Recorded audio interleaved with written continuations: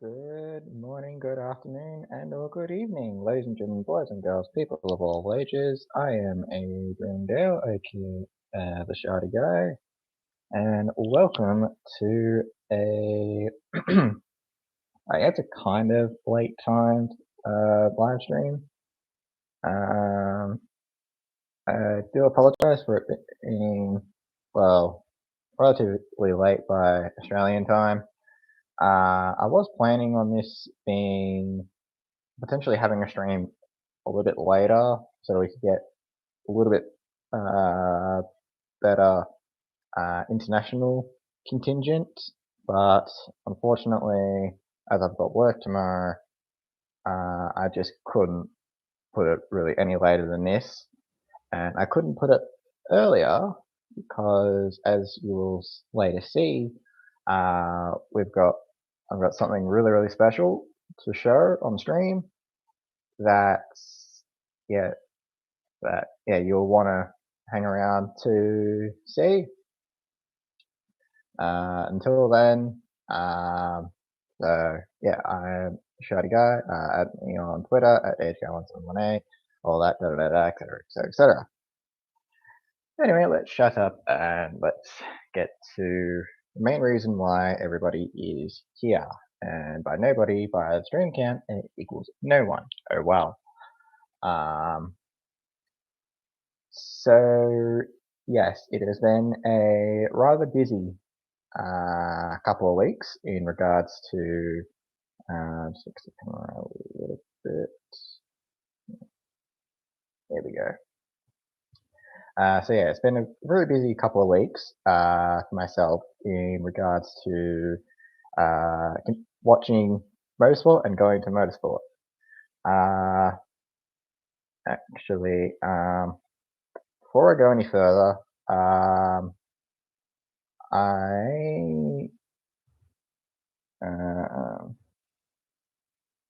so whilst I quickly get something up, I will. So yeah, it's been a very busy couple of weeks for me. Last weekend or last Sunday, I went to the Speed Series at Sandown. So I just went on the Sunday, and alright, it was I was bloody cursed across that day. Because the first three races I watched, which was a regional series that I can't recall off the top of my head. Then it was a Formula Open that's pretty much a combination race of Formula 3 and Formula 4 cars. And I think there were Formula Ford as well. I think they were in there as well. In both of those races, because we were able to watch them from the pit paddock area and watch them go head out on track. But in both of those first two races, a car had either a battery issue or a starter issue, or a clutch issue, and the cars just wouldn't leave the I guess parc ferme area would be a way to call it, parc ferme parking area, where they lined up at the very start, or where they lined up for excuse me, before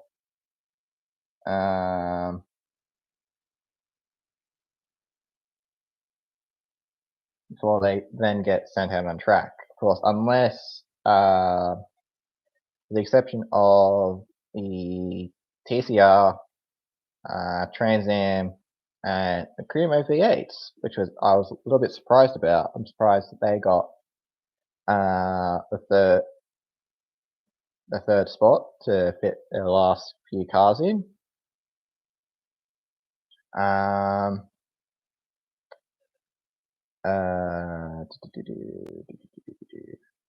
So to get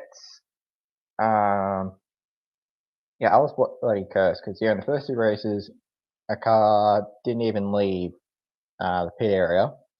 But at the same time, I I do admit I found it mildly hilarious. With them trying to push a vehicle uphill whilst trying to start it in that manner. Yeah, I would imagine it's difficult enough trying to push start a car on a straight slope. It'll be almost impossible to push start a car whilst they're going uphill. So yeah, you're just asking for trouble. And yeah, it's mildly hilarious. Sad because yeah, of all the hard work that people do to do these things, and a lot of people it's probably just a hobby, especially at a national level. So yeah, to see that happen and they can't even leave the pit area, it really, really sucks. Um, Thankfully, in both cases, their cars were repaired and they were able to start the following race, which yeah, it's pretty good to see that. Yeah, unless at least they were able to finish off the event with a positive note. Um, what else? So then the following race, which was the second race of the Kuma V8s.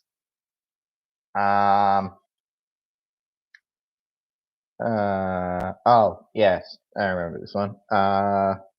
Image Racing.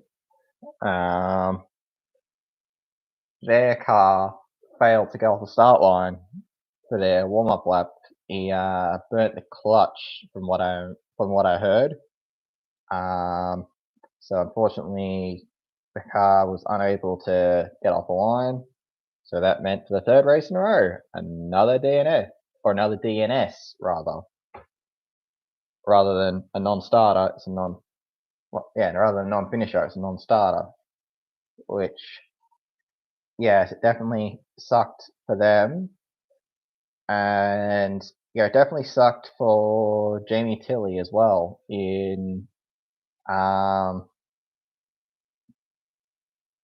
What number does he drive?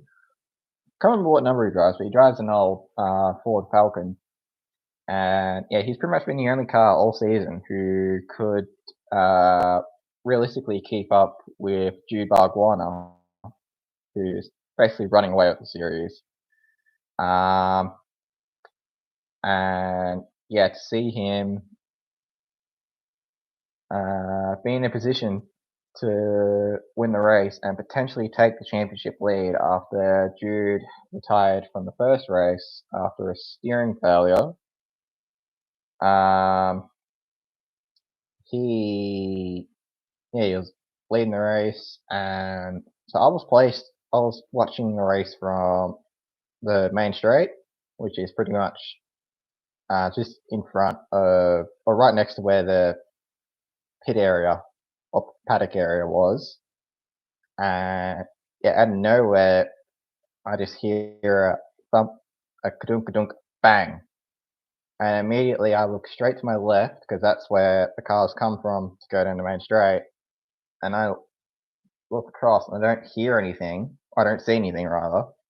But I hear over a loudspeaker, "Oh, Jamie Tilley's had a big crash, around the final corner." I'm thinking, "Oh no, you are kidding."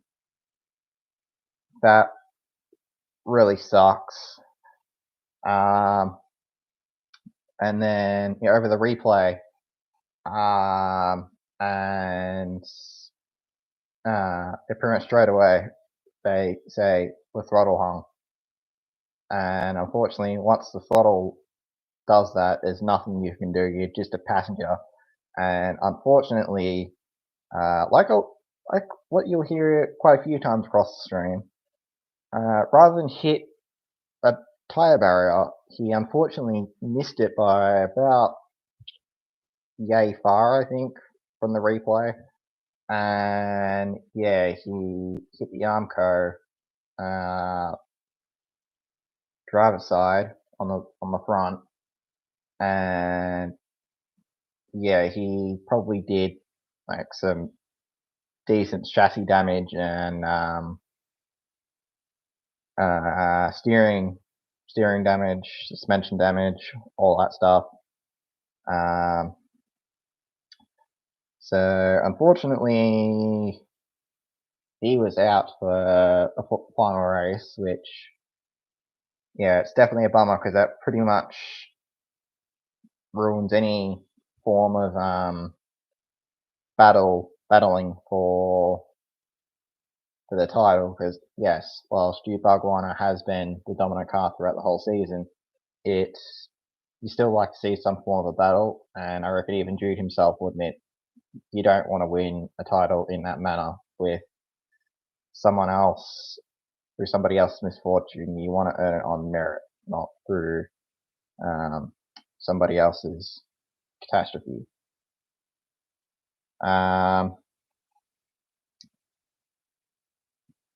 So after, I think I might have hung around the main straight for another race. Then after this, I moved on to Dandenong Road, which is turn 9. Far out did my curse continue, because first race after that was the second TCR race. 2 cars ran wide there. I'll pretty much just do a quick news flash through the rest of the races, and yeah, and then we'll move on to the supercars. And then in another race is a Formula Open car. He spun out in that area, and I think he did hit the Armco in the end. Can't remember. I know he did spin quite badly pretty much the whole way down, and then he hit. And in the last Kumo race, there was an incident between Jim Policina and Ray Hislop in that corner. I will also say it though, go actually right at the start. If you have not seen the start of that race, watch it, because what I'm about to say will not do it justice. They went down the main straight 5 wide at the start of the race. No matter how many times I watch that, I have no idea how that worked without any form of, no one spun, no contact, debris didn't end up everywhere. How that happened, I have no clue. And I will probably never understand, because that should not happen. It should not end with just one form of an accident. Yeah, people are supposed to be everywhere. Bits of debris were supposed to go everywhere in that situation. So if you have not looked at that, go look it up on the Shannons Speed Series page on Facebook or Twitter, or alternatively look at my profile, because I've shared it, both a picture of how it was when they were 5 wide and the start of the race as well. So yes, I very strongly look at that. Recommend you guys look at that. And then obviously it ended with a TCR, which obviously ended with somebody else going off. So yeah, that was just a quick rundown of the Shannons Speed Series. I guess also, before I do get into the supercars, I do want to extend my condolences to the family of Sherry Pollock. I've possibly pronounced that wrong. If I have, I apologize. Of course, unfortunately, the news came through earlier today, Australia time. Would be overnight in America. Yeah, it's definitely hard to sad to see. It kind of just goes to show that cancer does not discriminate. It's an arsehole, pretty much. You really can't say anything nice about cancer. Everyone knows someone who's been affected by cancer in some way, shape, form, or capacity. So yes, I'd like to extend my condolences to Sherry's family. Obviously to Martin Truex, who was Sherry's partner. I'm sure they were still very, very close to the very end. And I really hope Martin's doing as well as he can. I hope everyone at JGR is looking after him to the best that you can, and I really hope Martin can now use this as a motivation. I know it's hard to try to use it as some form of motivation to go the whole way in the playoffs, and yeah, at the end of the year, to raise that trophy and to say, Sherry, this is for you.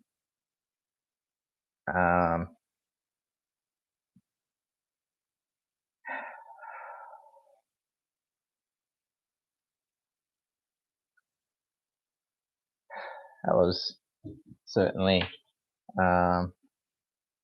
quite a hard thing to talk about.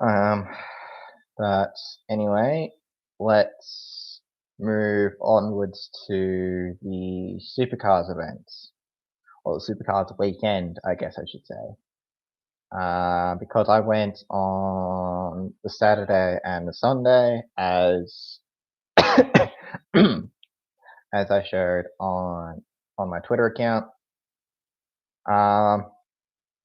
So the Saturday is definitely a story of a few highs and lows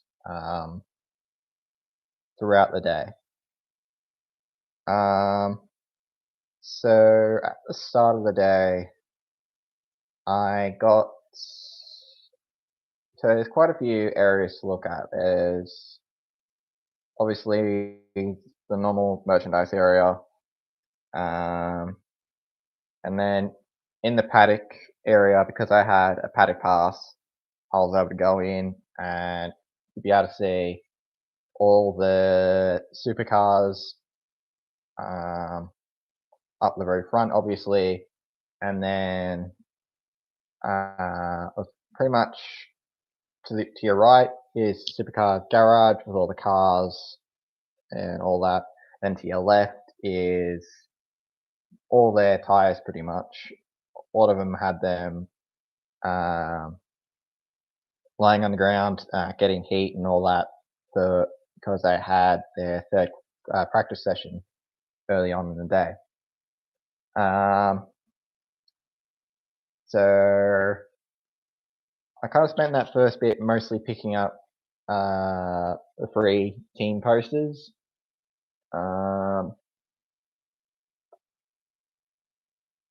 That I'll get to in a moment. So yeah, pretty much how the pit lane or how the paddock area was set up, it was definitely quite ambiguous at times. So yeah, as I said, supercars obviously had the priority and they had the actual pit booms and all that. And then behind where all the tires are and the supercar haulers as well, they were there as well. Just after that, this ordering I found a little bit confused with, just slightly. To furthest to the left were the Carrera Cup series, which I didn't think they would be placed there just through series priority and all that. And then a bit further up were the Super 2 and Super 3 series, Super 2 and Super 3 cars. I think they were just set in teams. I don't believe that they weren't set up in series. They were just set in by their teams. So the Eccleston Motorsport had their cars all together. Image Racing had their cars all together. Tickford had their cars all together, etc., etc. Although I did find one part slightly hilarious. I probably should have taken a photo of it. Walkinshaw and Andretti United, they confused their cars with their pit banner. So I don't know if it was an error by Supercars and they accidentally put them the wrong way, or if it was a mistake by Walkinshaw and Andretti by not putting their cars in the right area. Yeah, I found that mildly hilarious seeing it was the 2 of Ryan Wood and the 25 of Zach Bates. Rather than them being in the right area, the cars were the opposite of what they were supposed to be in. So yeah, I found that slightly hilarious, and it's definitely a bit odd. As I would have expected that Supercars probably would have liked to have them in that order, and probably set to a certain expectation. Maybe because they're a lot next tier down, they probably don't care too much. But yeah, it's definitely a bit of an oddity that I didn't expect to see. Anyway, then after that, then it was the Toyota 86s. They were up the very back, area, which, I mean, they're definitely a fair bit away from everyone else. And I guess since they're the very bottom tier, it would make sense for them to be up the bloody boondocks. And I thought they were the furthest away. They had the worst spots to work with and all that. But what I didn't know, and what I probably wouldn't have known until I saw them go in there after their first race, the V8 Superutes, they definitely had the worst spot to work with. I only knew this because I watched the end of their race off a TV screen in one of the pit areas. I think it might have been Shell V Power. Dick Johnson Racing, DJR. I think that might have been the team I watched it off. Might have been someone else. I can't exactly remember off the top of my head which team it was, but it was one of the teams. And then I ducked back out. I ducked back over to the Parc Ferme area because the Carrera Cup, I think they were lining up afterwards, and I wanted to see them go out and then go into their area. Actually, hang on, no. I actually, one thing that I did have a bit of a close shave early on in the day, actually, that I kind of learnt rule number 1 about being in the paddock or the garage. Yep, hang on. Gotta put the mic.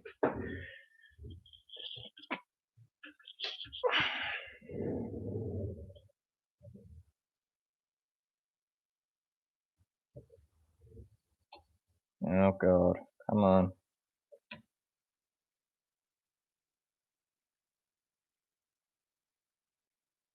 Okay, thank fuck. Apologies for that. My computer randomly started to run low on battery, and I had to put it on charge. Unfortunately, when I tried to put it on charge, the light started flashing, which I thought for a second the motherboard might have shut itself. Thankfully, it's charging, so no cause for concern. Anyway, so as I was saying, very quickly I learnt rule number 1 about being in the Supercars paddock. Always have, and kind of number 1 rule of motor racing full stop when you're in the paddock area. Make sure you got eyes in the back of your head at all times. Because I didn't know that the Carrera Cups were being released, and because I had my back turned at the time. I think I was looking at the Super 2 guys at the time, and one slight issue about the circuit is normally when there are cars coming through, there would be a marshal nearby to blow a whistle. That pretty much means vehicle approaching, get the out of the way.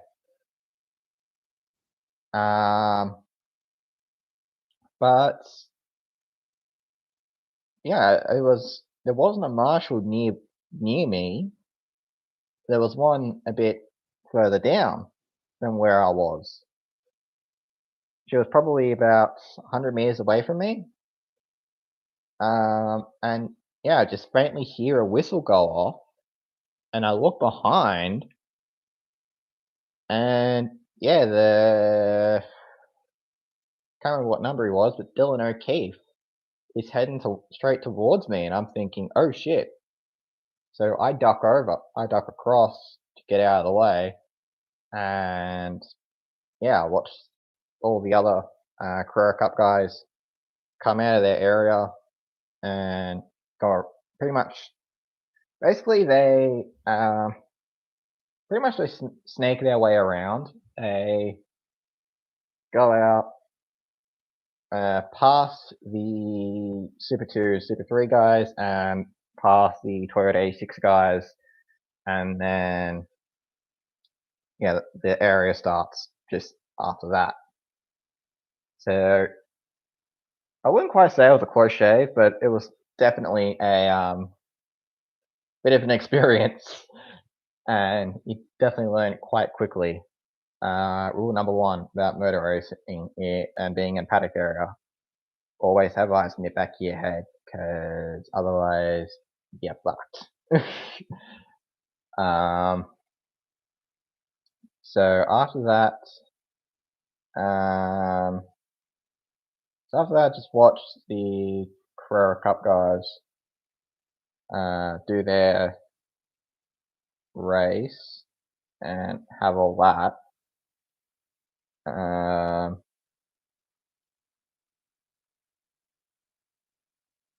So hang on, can't remember which race it was, but the Superutes actually had the debatably the race of the weekend, if I'm being honest. It was a battle between Ryle Harris and Aaron Borg for the win, and it was, whilst Harris was leading, Borg was catching up real fast, and pretty much right at the end they were basically nose to toe to each other. And coming down the main straight, they were literally side by side. They were separated a little bit, so they didn't. So Borg didn't get any form of drafting advantage. And in the end, I think they said they were separated by about 600ths of a second, which is actually a record for the closest ever finish in the Superutes. I presume this also extends to the previous series, the V8 Utes, which debatably I think is actually better. So to see them pull on a show and have a race finished by that much is really awesome. Actually, hang on. This was, I think that was the Sunday that it happened. Oh well, I just said it anyway. Um, uh, so after the Carrera Cup race, I believe this was then when I moved from, I left the paddock area and went to Dandenong Road, which is turn 9. I will get to my issues about doing those type of changes in a moment. So yeah, pretty much camped out there for most of the rest of the day. Because I was there for the Toyota E6 race, I was there for that. Actually, hang on, I'm pretty sure I still got the schedule saved to my phone, so I'll be able to probably go through the list.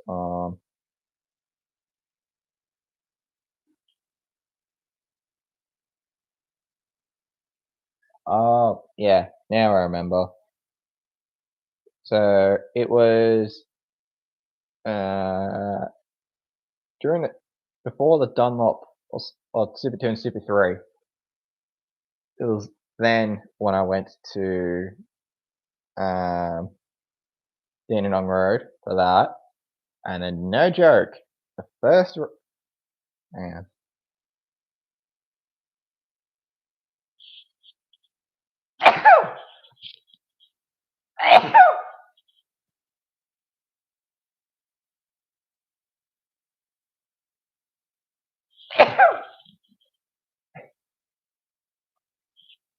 All right, dust. Anyway, as I was saying before I started going on a bit of a sneezing spree, yeah, it was before the Super 2 and Super 3 series that I went to turn 9 and hung out there for a little while. And of course, by my dumb luck, the Super 2, during the Super 2 race, actually, during the Super 3 qualifying, because that was before Super 2, Mason Kelly, who's the son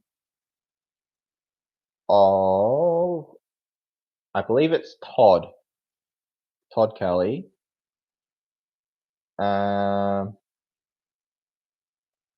I'll quickly check just to make sure that it is Todd who's the dad.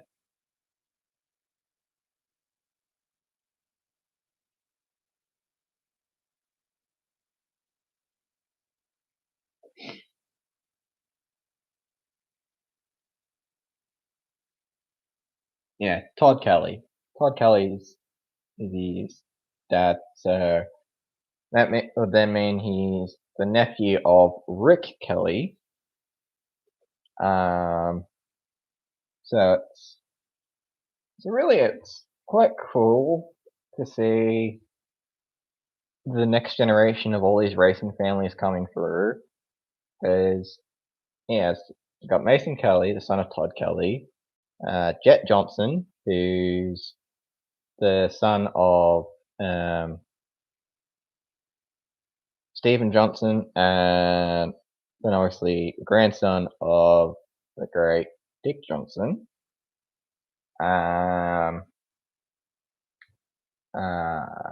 Nash Morris, the son of Paul Morris.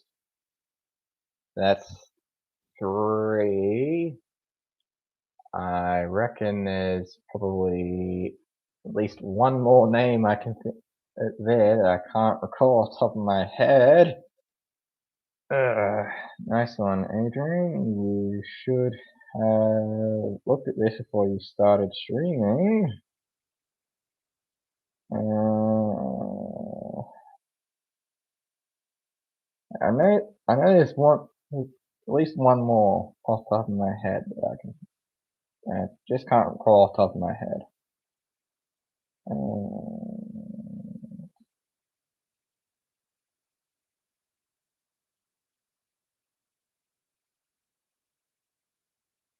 Aaron Seaton. There we go. Aaron Seaton, who's the son of Glenn Seaton. I knew there was one I forgot. And then obviously, there's Jack Perkins as well, who's the son of Larry Perkins. Jack Perkins definitely had the scheme of the weekend, in my personal opinion. He ran a as I want to call it, a throwback scheme to his dad Larry Perkins, who I believe he won this race 30 years ago. So to mark the 30th anniversary of the win, Jack ran a car to pretty much a perfect model to how Larry's car was in that season. Although I guess one small thing that I noticed that was a little bit odd, but I'm surprised Supercars didn't issue a little bit of a talking to about. When it came to the numbers, Jack of course runs number 70 in the series, which he obviously had on the window like everybody else. But then on the door, he had number 11 on it. So I'm a little bit surprised that Supercars didn't either, number one, make him change to number 11 for that event, because I'll presume nobody else is running number 11 otherwise. I was almost certain he wouldn't have been allowed to run it. Oh, yeah, there was actually number 11 in that series. Zane Morse is running the 11. So that even makes me surprised that a little bit more that Supercars didn't make him change it, or just put that number blank, just for officiating purposes. Because the last thing that I'm sure they would have wanted was to accidentally give Zane Morse a penalty for something that Jack Perkins had done, which, whilst as I'll soon discuss, Zane didn't have the best weekends, Jack actually stayed out of trouble as far as I'm aware, so it was overall pretty decent weekend for younger Perkins. So yeah, Mason Kelly spun out at turn 9. He very nearly learnt the hard way on what happens when you try to spin the car towards the turn 9 gravel, because when he spun, he kind of spun right in the middle,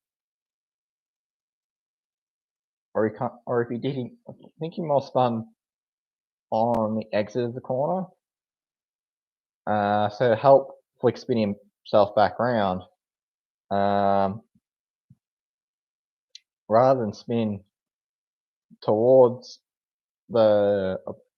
around towards the circuit, he chose to move further to the left, which moved him towards the gravel. And I'm watching him as doing this, because it's pretty much right in front of me, and I'm pretty much saying, don't do that, or don't go on the gravel, because you're never bloody coming out.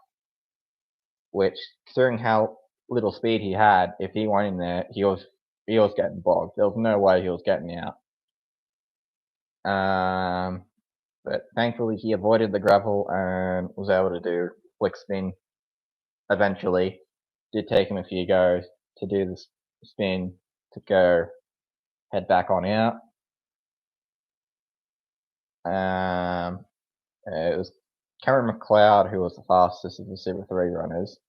And then in the Super 2 qualifying session, Aaron Love, who also ran who was also a competitor in one of the wildcard series cars. He spun. Well, he didn't spin. He just ran wide. Really, he locked up, ran wide, and yeah, he ended up in the tyre barrier, which obviously brought out the red flag since I had to tow him back out. Now, this is where I'll put my hand up. I was wrong on this. I thought the rule was, whilst yes, I know the red flag rules were changed a couple of years ago. I thought the rule still was if you needed assistance to get out, like a tow truck or anything of that manner, you were not allowed to participate anymore in the session. Well, yes, I know. Well, your time still gets taken off, and yeah, you're not able to participate in the session anymore because you needed assistance to get back out. However, to my surprise, obviously that is not the case. Aaron was able to resume his session. As I said, his quickest time for that stage was taken out, but he was still able to resume in the session like everybody else. So, if I'm being honest, I have slightly mixed feelings on that. I still do believe that if you do cause a red flag and you need assistance getting out, that's your session done. You're not allowed back out. But if you cause a red flag but you're able to get out on your own power, fair game. But at the end of the day, I'm not the one who decides that shit. So who cares what I have to say?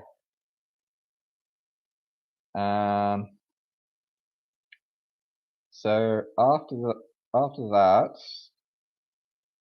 oh yeah. Also, if you're wondering, I'm kind of going through the photos on my phone that I took throughout the weekend. Well, you can't exactly see due to blurriness, so that kind of sucks. In the Superutes, it was, I don't know his first name, but his last name's Engelhart, which kind of sounds like Earnhardt, just quietly. It was a competitor in the Super Trucks, and yeah, he pretty much had another one of my favorite schemes throughout the weekend, and I just love seeing how creative some people are for sponsorships, and it's also nice to see that people who sponsored the people who were involved in the 2011 HRT scheme. Nice to see they're getting new employment, because on the side of his Super Ute, it literally says, "Wanted, your sponsorship." So, big bold lettering right on the side of the truck or the Ute. You definitely love to see it, and it's definitely unique. It's definitely better, personally. Definitely better than just leaving it blank. And yeah, to see people have those types of creativity and to do something with it, outside of just promotional material. Like a lot of people do that on promotional material. They say, "Your sponsor here," or "Your sponsor here," "Sponsor here, here, here." But then when they actually go out on track and there's still nothing, it's just left blank. So yeah, it is definitely cool to see that. Yeah, Mr. Engelhart and his crew being very, very creative with the fact that they don't have any form of sponsorship. Oh yes. Also today, Saturday, on the Saturday, I had my first look at the Holy Grail of Australian motorsports, and as the thumbnail suggests, yes, that is the actual Peter Brock Trophy. That will be given to the victors of the 2023 Bathurst 1000. Now, this was at the racetrack as a promotional material between Repco, who obviously own or are the naming rights sponsor of Supercars series, and the track owners, and probably Bathurst as well. Yeah, just to have a little bit of a tour for the trophy, and yeah, to see that, and the following day actually getting a chance to hold it, well, not hold it, but have the hand around it. It's, I do admit, I almost felt like I don't deserve, I don't deserve the right to even be within 10 feet of this, but it's definitely a moment I will not soon forget, and to have the opportunity to do that, I'd like to say it's a once in a lifetime opportunity, but it's probably something I do on an annual basis. But yeah, to have the opportunity to do that, it's an opportunity I definitely will not forget.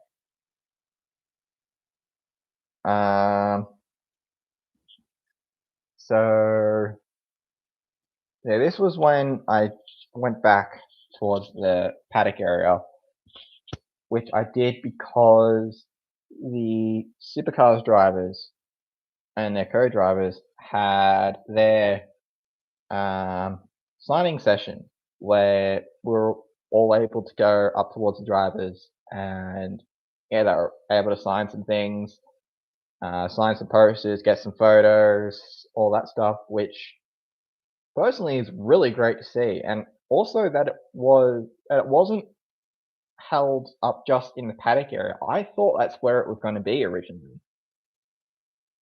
Just from what I could see on the original thing, it said near paddock entrance under the grandstand.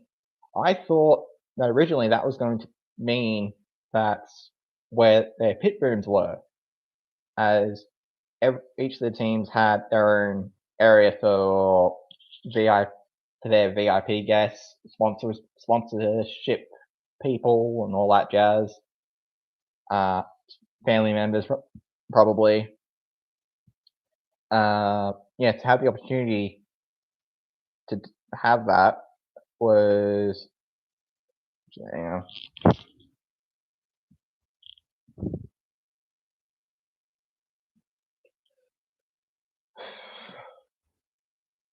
yeah, that'll do. So having the opportunity to meet these drivers up close was definitely something that I wanted to do, and I would have brought my step nephew down on a Saturday, but I didn't know until a couple of days beforehand that they were doing the signing on the Saturday. I would have brought him for the Saturday, but unfortunately he came on the Sunday instead. I'll get to that on the Sunday portion. And yeah, fair to say this was definitely a mixed bag throughout the time. So basically, I had a short checklist of drivers who I wanted to meet. I wanted to meet Macaulay Jones because his scheme, because he had Teenage Mutant Ninja Turtles on his car, and I wanted for him to sign one of the posters so that I could give that to my step nephew on the Sunday. For those wondering, yes, that's where the posters ended up. I let him have that since I knew how much of a big Teenage Mutant Teenage Mutant Ninja Turtles fan, so I knew he would want it, so I let him have it, and the fact that it was sponsored by one of his favorite teams, or one of his favorite shows, was definitely something I wanted to do. I wanted to meet SVG, or Shane Van Gisbergen. For those of you who do not know, he is going to NASCAR next year. So I more just wanted to meet him to congratulate him for getting the ride in NASCAR, and wishing him the best in America. I really hope he can be successful over there. I am definitely not holding. I know he's not going to set the world on fire straight away. I highly doubt he will. But yeah, I am certainly looking forward to seeing what he does throughout his time in America. And do excuse me for a sec, I'm just grabbing some stuff out of my bag off screen. I do apologize. I really should have been more organized before I started the stream.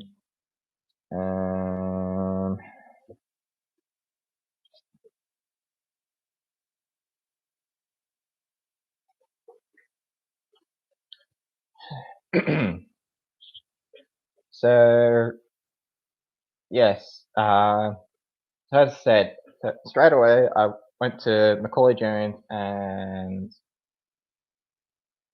Jordan Boys. I seem to have a trouble all of a sudden remembering his name. For whatever reason, I keep thinking his name is Trevor Boys. It is not Trevor Boys. It is Jordan Boys. Trevor Boys competed in NASCAR at one stage, so for whatever reason, I'm getting his name stuck in my head. So yeah, I wanted to meet Macaulay and Jordan straight away. Jordan did compliment me on the hat because he is still under an Image Racing contract. It'd be nice if they'd give him a ride in the fucking main game. That would be nice.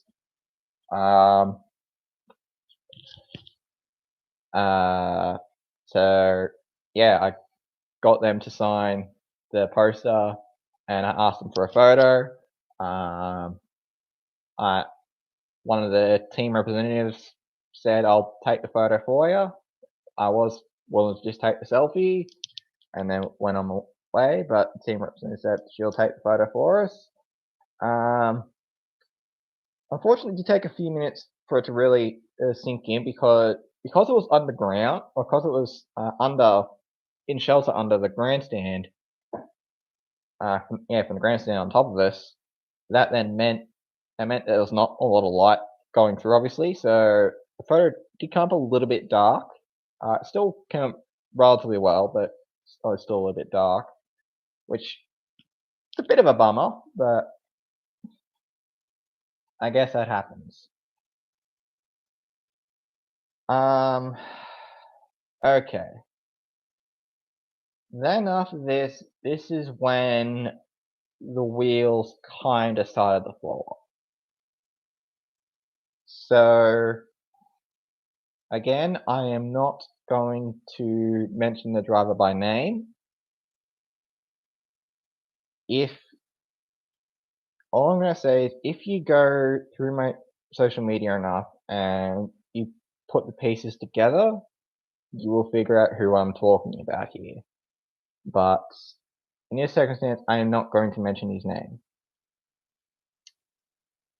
So this is going to be my side of the story on what happened.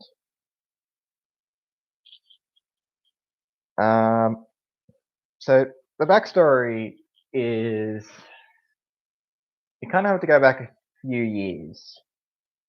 It was 11 years ago in 2012.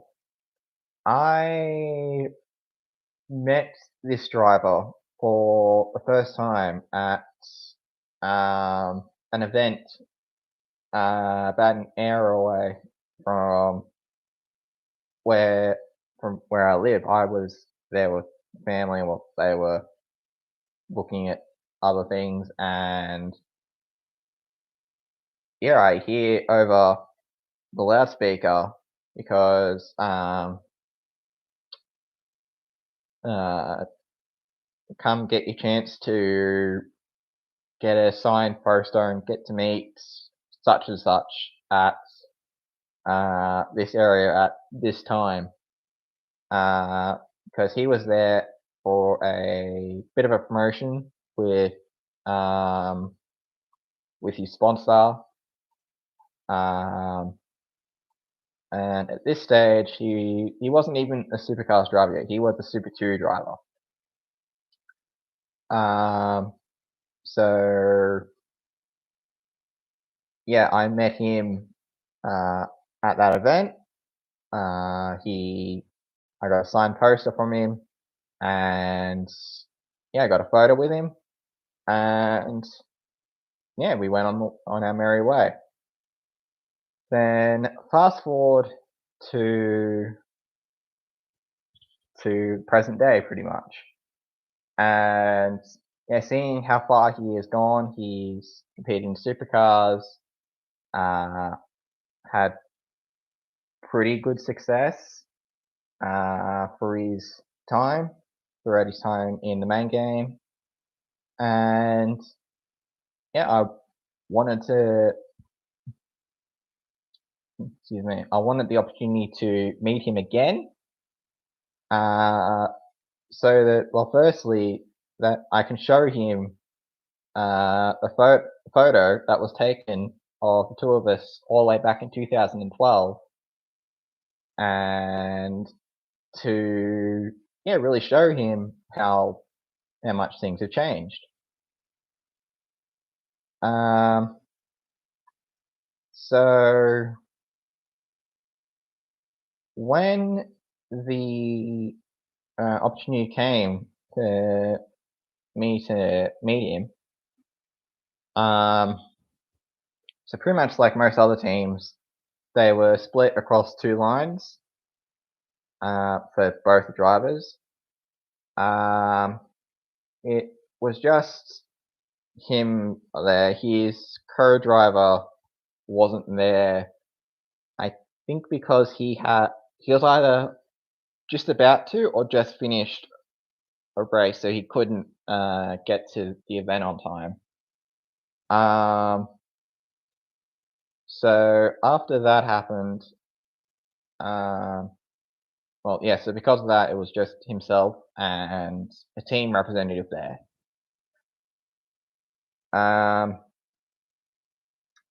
So I went up to him when it was my turn, and I mean, before then, I think there was a lady who was just before me, and everything was fine. He was happily smiling and signing things and getting photos and all that. So I thought, okay, this is pretty cool. So I quickly hopped into my photos, and I found it on my phone, and I had it ready to go to show to him once he was whilst he was signing. I was going to say to him, yeah, we've actually met before, and then I'll show him the photo then. That was pretty much how I was rehearsing in my head, that yeah, we kind of start talking, and yeah, I say to him, yeah, we've met before, and I show him the photo, and yeah, to kind of just reminisce to a certain extent of how the events how we've both changed over the 11 years since we have since we met that first time. Um, I've grown older and probably not the best, and he's gone on to do great things in the top tier of Australian motorsport. But unfortunately, it he he kind of just brushed me off, at least from my perspective, because when I went up to him, I probably didn't say it overly confidently, but I was like to him, hello, and because admittedly I am not the best conversation starter, I do admit that. So I, yeah, passed him the poster for him to sign it. Because, yeah, admittedly beforehand, I thought we would have to bring our own posters or their own posters from the paddock area, and they would sign it there. I wasn't aware that they sign their own pre-made stuff whilst they're there.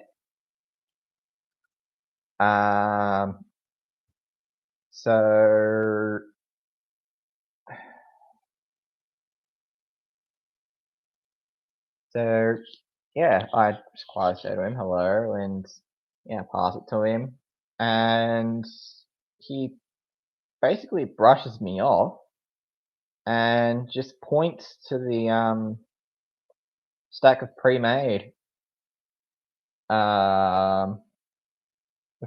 autographs, and yeah, then he pretty much turns around and starts chatting to the bloody team representative,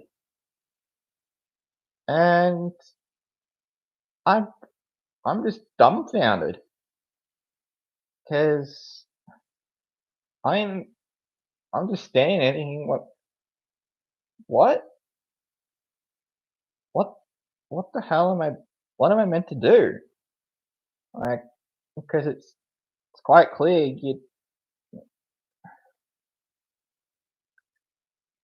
is so yeah, I just grabbed one of the pre-signed posters, and yeah, I just went on my way because there was a bit of a line behind me, and yeah, I was quite upset, to put it mildly, because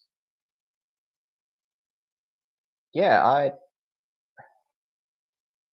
I wanted to meet him to yeah, show him uh, just to kind of see his reaction, really, just for curiosity's sakes, to show him the old photo and see exactly how, just to see his reaction on his face, and I guess have a bit of a laugh, to see how, to really show him how much things have changed throughout the years, especially his relatively crazy hairdo at the time.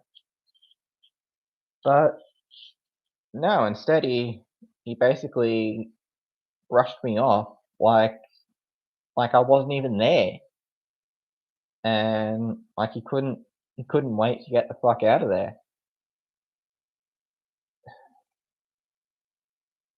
And as much as I hate to say it, I know why I I now know why the saying is never meet your heroes, because in that moment I really learnt the hard way, because far out I I'm not too much of an emotional person, but I I really felt quite upset in that moment that, you know, one of the people that you really wanted to meet after all these years, and they basically shove you off like you're nothing. Now, I did learn later that day, or a couple of hours later, that it was because he probably wasn't in the best mood because they had an issue in qualifying that put them way back in the field. But to me, that's still no excuse. You've been in the series for a long time. You should know when to put yourself in driver mode and person mode. And as I said on my Twitter post, yes, I understand that you've had a bad run. So you're probably not in the best mood. As qualifying happened probably about not even an hour before the session happened. So he's probably not in the best mood. He's had a shit day because the issues also affected their practice time. But it's still no excuse. If you either really rock up and at the very least just say hello or hi, how's it going? Because that's what a lot of people did. They would just say hi, how's it going? And yeah, you'd answer, and that's probably about it. Like, you don't just brush them off like they're nothing. And yeah, it just really sucked to experience in that time, and it really made me feel like shit.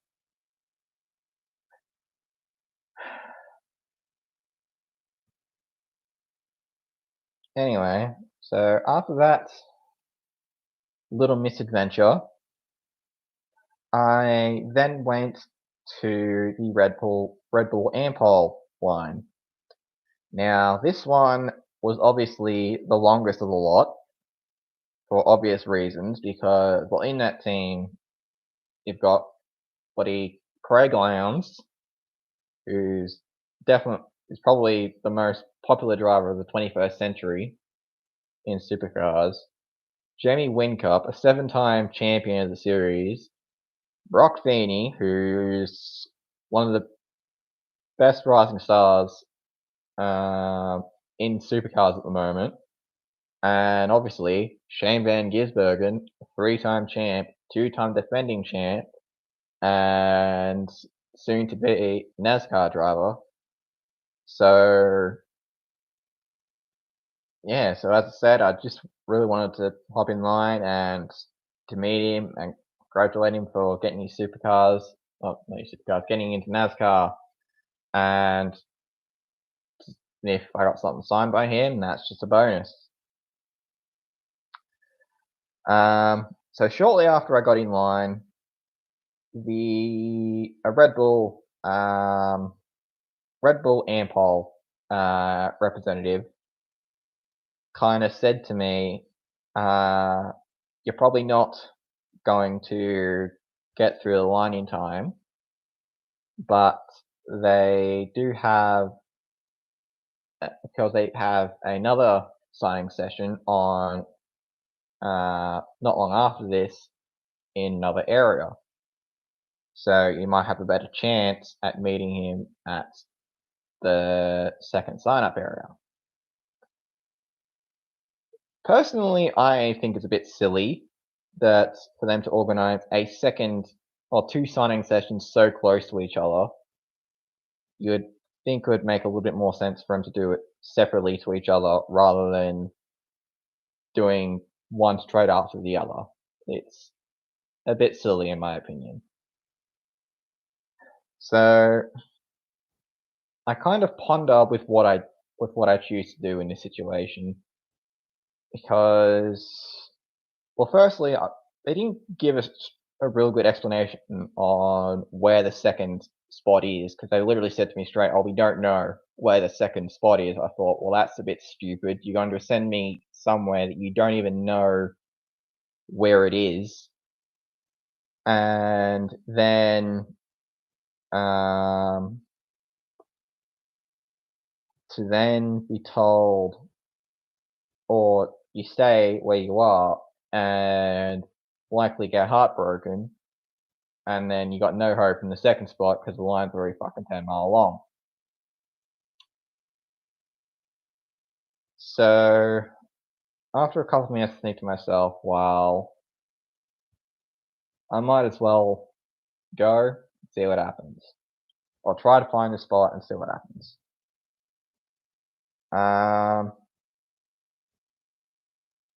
So yeah, I eventually find the area where it is. It was actually a spot that I hadn't even seen earlier. I must have completely missed it by walking around on the other side. It was basically a big auditorium that had a lot of the other teams' merchandise. It had BJR's, Red Bull Ampol. I had basically every team with the exception of Team 18 and Coca-Cola Racing, who were on, aka Erebus. They were on the outside, and Penrite Racing as well, but that's because they were the naming right sponsors of the event, so they had their own bloody merch area. So yeah, I eventually find the second spot and I just line up to see what happens. What I didn't see straight away was the person ahead of me was holding a sign. And I didn't see it because she had it held down rather than put up. So I'm standing there for a few minutes thinking, okay, I guess we'll see what happens. But what happened next really just made my heart sink a bit more and just thought, my fucking luck. Team representative of Red Bull came up, picked up the sign that the lady had and held it up, and on the sign, clear black and white, it said the following words: "End of the line," which pretty much means if you're beyond this point, back off, you're not getting there. Which, to me, really felt like it was a cheap way out, because people spend decent money to come to these events, and to get the opportunity to meet their heroes, and yeah, and to be told straight to their faces by team representatives, "Oh, nah, sorry, nah, or I can go. You're not going to get there in time." Yeah, it just really sucked. And I did even say to a guy who was, I think he was behind me, when we got the nose to go, and yeah, I did say to him, like, "Well, this sucks," because I just I was wanted to really meet Shane to congratulate him on getting his NASCAR ride. Is Yeah, it's not every day you would get the opportunity to meet someone of the caliber of Shane Van Gisbergen, and with him now going over to America for however long, I'll never get the opportunity again, and it sucked, to be honest. Especially when that was also one of the goals I had this weekend, was to meet Shane Van Gisbergen and congratulate him. I even said that on Twitter when the announcement was announced on, I think it was Wednesday or Thursday, that he was going to America next year for, sounds like almost a full schedule. I'm definitely now guarantee us, but I reckon it's probably going to be a mostly full schedule, with possibly he might drop out for the Enduros for next year. That might be a part of the deal. That's probably my theory for what possibly the deal was when his contract was broken with RBR. Was he was allowed to go, but he has to be available for next year's Enduros. I reckon that's possibly the case, which definitely will be interesting if they do clash once again with road courses in America. So that's probably something to look out for next year.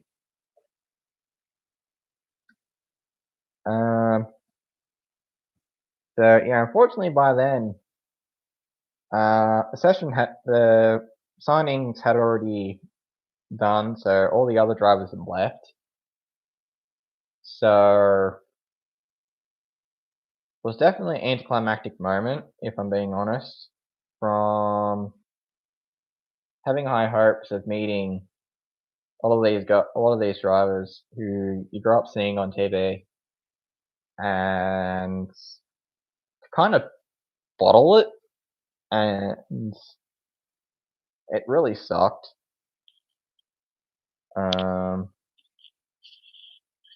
But I guess that's just life, as they say. And I mean, I guess I wasn't properly empty-handed, because I did get a few posters that I guess I'll show now. I'll start with the smaller ones. So first and foremost is Cameron Waters and James Moffat. We'll get to their misfortunes during the race rather shortly. James Courtney and Zach Best, they were nowhere all weekend, unfortunately. It's unfortunately been the story of poor James Courtney, really, since he got the ticket. He hasn't really had a lot of success. Next up was the Walkinshaw Andretti entries of Nick Percat and Fabian Coulthard, and then we got Chaz Mostert and Lee Holdsworth, and the sponsors on that side as well. Way too many to list right now, so I'm not going to do that. And then obviously Penrite, who also ran a tribute scheme this weekend to Alan Moffat in his who of course won Bathurst, I think, pretty sure it was around 30 years ago. Or might have been a little bit more than that. Unfortunately, the news sadly isn't too great with Alan Moffat. Unfortunately, he has been diagnosed with dementia. So it really sucks to see, and I really hope, well, his family is doing everything they can to try and make sure he remembers as much of his racing career as possible. And I really hope that they can accomplish that until the end, because it will really, really suck if in a few years Alan Moffat remembers next to nothing about his racing career, because he was definitely it was definitely before my time. It was definitely one of the greatest Ford drivers of all time, and I really wish him the best, and I can't really imagine what's going through his family's mind right now. Next up is the Red Bull Ampol Brigade. To my left is, of course, Brock Feeney and Jimmy Whincup, and then Shane Van Gisbergen and Richie Stanaway, who were in the 97. Kind of just going on from this, they really should have taken, or Shane really should have taken a bit of a playbook out of, a bit of a page out of Craig Lowndes' playbook, because, I mean, like Brock Feeney, he had the top 10 shootout, so I understand if he had to go a little bit early. Jimmy Whincup, he's obviously the team owner of Red Bull Racing now, so it would make sense he wants to go as well to help get the car ready for that. But Richie and Shane, they weren't in the top 10 shootout, so why couldn't they hung around whilst, well, yes, I understand. I know Shane is known for not really being the biggest people person, so I guess it would make sense they would want to keep a schedule and timing and all that, and they probably had a sponsorship commitment to attend to. But yeah, it's still kind of sucked to see that end up happening. Then we got the Team 18 entry of Scott Pye, and I really should have checked on the co-drivers, because I honestly cannot remember who was co-driver of the 20.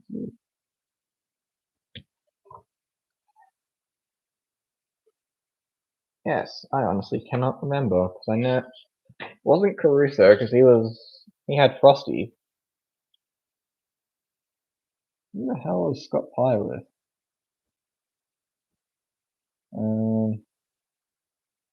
This really hasn't been the best stream, has it?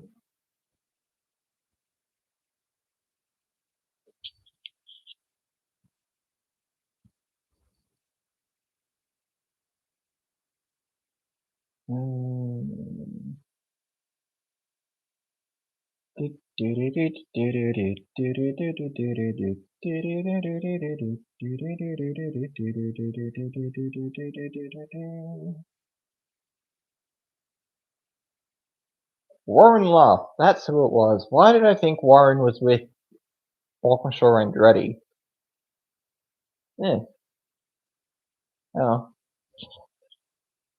So, yes, it was Scott Pye and Warren Loft in the 20. So, I guess that also kind of makes sense, because they drove together at, when Scott was with Walkinshaw and Andretti during that time, so it would make sense.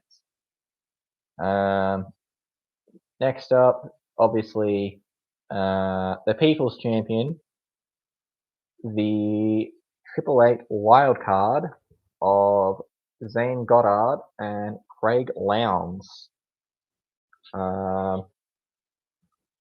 Yeah, Zane was definitely quite confident with the people. I did see him poking his head out quite a few times throughout the day, signing people stuff, getting photos and all that. So I'm sure we all remember Zane for his little misfortune during Bathurst last year. It is good to see him get a second chance. Whether it was Triple A, who probably should have given him a second chance, definitely a little bit up to debate, but yeah, it's definitely a good opportunity for him to have the opportunity to strike his stuff, really, and yeah, to do what he had to do. Next up was the Coca-Cola Racing, or Coca-Cola Brigade, I should say. So, Will Brown and Jack Perkins, and Brody Kostecki, also part NASCAR driver from earlier this year, And which Russell was it? David Russell. There's way too many of them. It's way too many Russells. Because I remember at one stage there was like 3 Russells in Supercars at one stage. There was David Russell, Drew Russell, and Aaron Russell. But obviously, Drew and Aaron they've both kind of vanished off the face of the planet. And then, yeah, well, David's been able to keep a pretty steady career. And then the last one, that was definitely the biggest poster of the lot, which kind of made a little bit odd sense since they were only a single car entry. It's a 3-car of Todd Hazelwood that had what's the name? Todd Hazelwood and Tim Blanchard in the core drive entry. They did also, of course, have the wildcard entry of the 7 that was driven by Jake Kosecki and Aaron Love. Well, they didn't have any posters available for that entry, and unfortunately, their whole weekend they were very, very ambiguous. They were quite slow through the whole weekend, and even during the race, they dropped off quite quickly and were kind of just on their own, which I guess you kind of expect since they were both. Well, Jake hadn't really been in a car since last year when he was with Tickford, who, admittedly, that 56 entry, there's just shit, to be honest, brutally honest. And yeah, Aaron Love on debut, kind of expect for them to be up the back all race, and that's unfortunately where they were.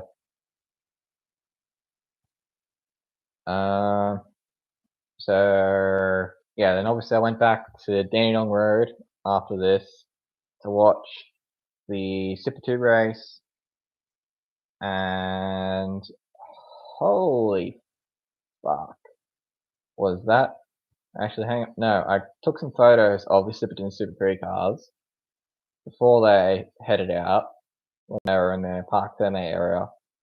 Then I went up to back to Dandenong Road, which again I will get to that issue once I've done all this.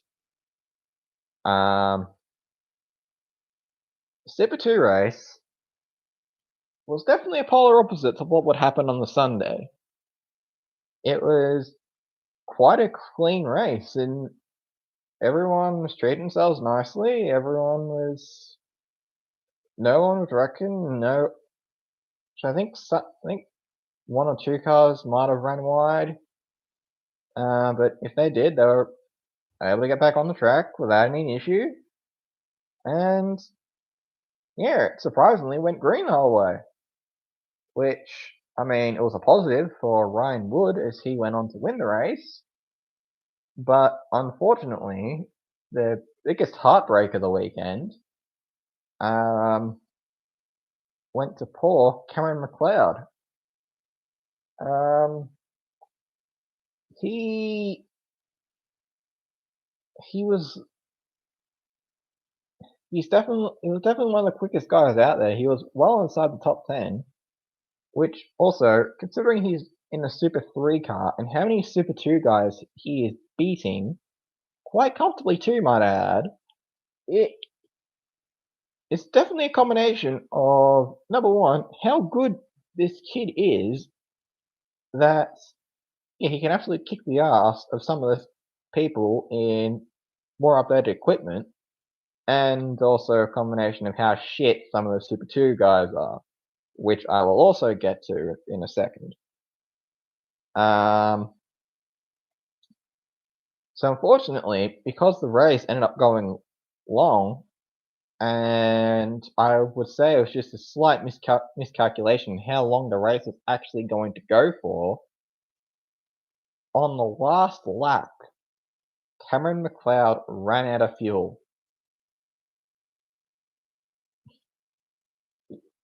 you really can't write these things. And it it really sucked. It really sucked to see, and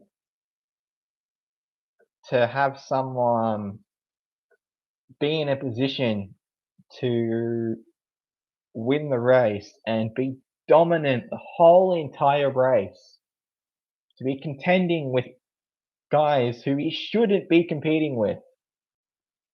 Pretty sure they said he was about half a lap ahead of second. On the final lap, you run out of fuel. It just sucks. Because, well, the Super 2 race, it's not run by the laps, it's run by a timer. It was set to a 40 lap time, a 40-minute timer, or it might have been 30. So, unfortunately, it was just a circumstance where the team just miscalculated how many laps the race would go for, and counting on the possibility of there being a safety car, which surprisingly, as I said, there wasn't. For there not to be a safety car throughout the whole race, and for everyone to come home safe, it's really surprising to see. It's not something you normally see, especially in Super 2, which the following day was seen show. And then I hung around for the top 10 shootout, and yeah, it was an absolute rocket of a lap from Will Brown to qualify on pole, and then for it to be a Coca-Cola Racing front row lockout with Brady Kostecki in second. Yeah, and that was it for the day.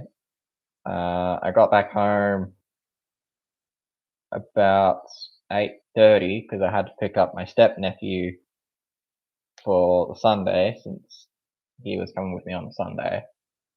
So this was partly why I didn't really post anything on the Sundays, because I had my step-nephew with me, so he's kind of the main priority of it all.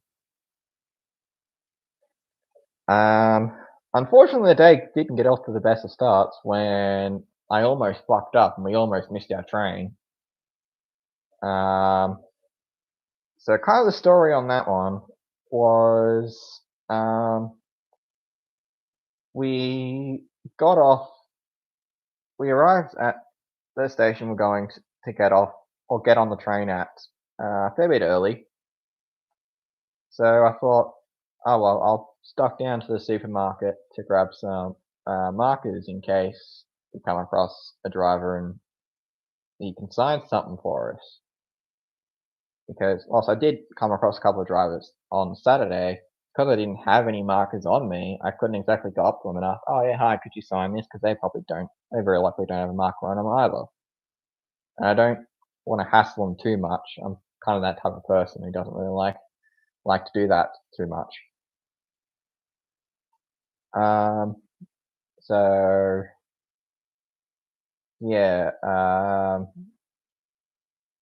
and then once we come back to the car, I look at the time. We've got about 7 minutes to get back to the station, tap on our cards, and then get on the train.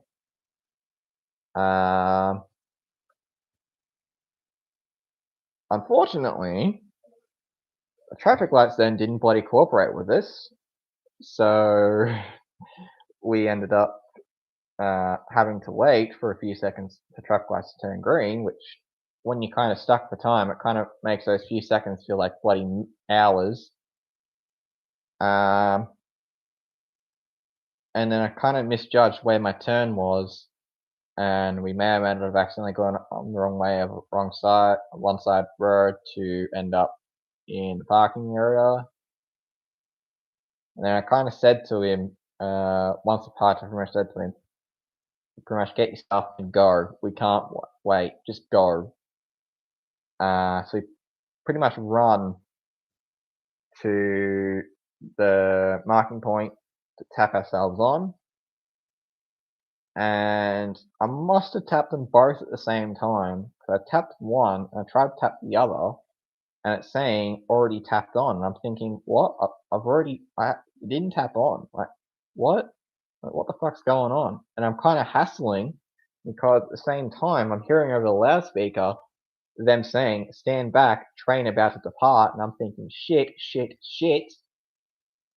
We're going to miss the train. And if we miss that, we're stuck there for an hour while we wait for the next train to arrive. Because the train that we're on is at the start of a line. If you're in the middle of a line, you can probably work something out to try and get somewhere. But we're at the start of a line, and yeah, there's only one train that goes to Sandown Park. Well, there's two trains that go to Sandown Park, but the other one's bloody not where you are. There's only one train from where you are that actually goes to Sandown Park. So you've got to end up on that, or you're screwed. So I'm in the middle of panic mode, thinking, shit, shit, shit. What do I do? And thankfully, I don't know who this guy was, but I thank him for all my bloody life. He held the doors open because there's a buzzer that goes off, and then they shut the door. But he held the door open. He pretty much said to us, "Get on, just don't worry about it, just get on." So we both run onto the train. Thankfully we'd already tapped on, so technically we didn't break the law or anything. Thank God for that. So yeah, we got on the train, thankfully just on time, and then ended up at Sandown. The start was pretty much the same as it was for me at the start on Saturday, but I wanted him to see everything as well and take some photos of it to send to his mother, just for him to kind of see the fun bits of the session and enjoy it all, and yeah, for him to get the feeling of how it's like to be at a Supercars event. Since admittedly, growing up, I never got the opportunity, so having him to bring along, plus he's free as well, so it's pretty cool. Yeah, one other thing I kind of forgot to mention, it was the Penrite, because Penrite is the sponsor of the event. They were really overbearing at times. Felt like every bloody 2 seconds, or whenever you turned a corner, there was someone there. Would you like a free sticker? Would you like a free sticker? Would you like a free sticker? Would you like a free hero card of them? Would you like some stickers? Would you like some stickers? When you've already got bloody 10 stickers in your bag. It's like, shut up. We don't want any more stickers. Go away, please. That was certainly fun to go through. So yeah, we didn't really look at the track until the first Superutes race of the day, which that one might have been the one where they had the really close finish. Yeah, I really can't remember. A lot of the support category stuff kind of just gelled into one, if I'm being honest. Then after this, because I didn't want to go straight to Dandenong Road yet, I wanted to hang around in the paddock area and all that, because early in the morning was a signing session for the Super 2 and Super 3 drivers.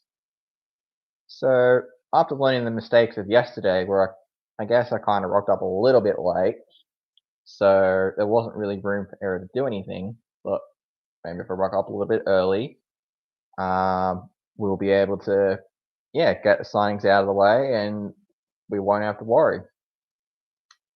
So before then, I obviously took him to, there was a kid zone there. So I took him there. He let him have a bit of fun on some stuff, kid stuff over there. Since it was all free and all that, it keeps him occupied for a little bit, so I don't care. Keeps him out of my crosshairs. And plus, there wasn't any racing going on at the time anyway. It was just when they were doing the driver parade, I think was what they were doing at that time. So wasn't missing anything out on track. So I thought, okay, just let him do whatever. And yeah, and then about 15 odd minutes before the signing time from said to him, okay, let's go. And we'll go meet the drivers to get some things autographed. And so I've got two things. I got a few things to show. So first we'll go with the small stuff, and then we'll end with the big stuff. Oh,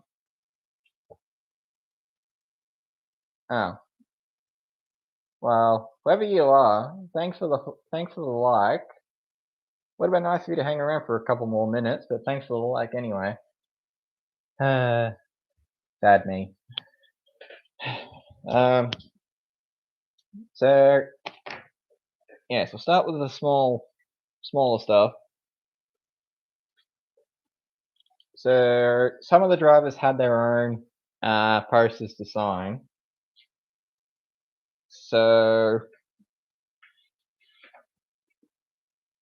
I'll leave that one for last.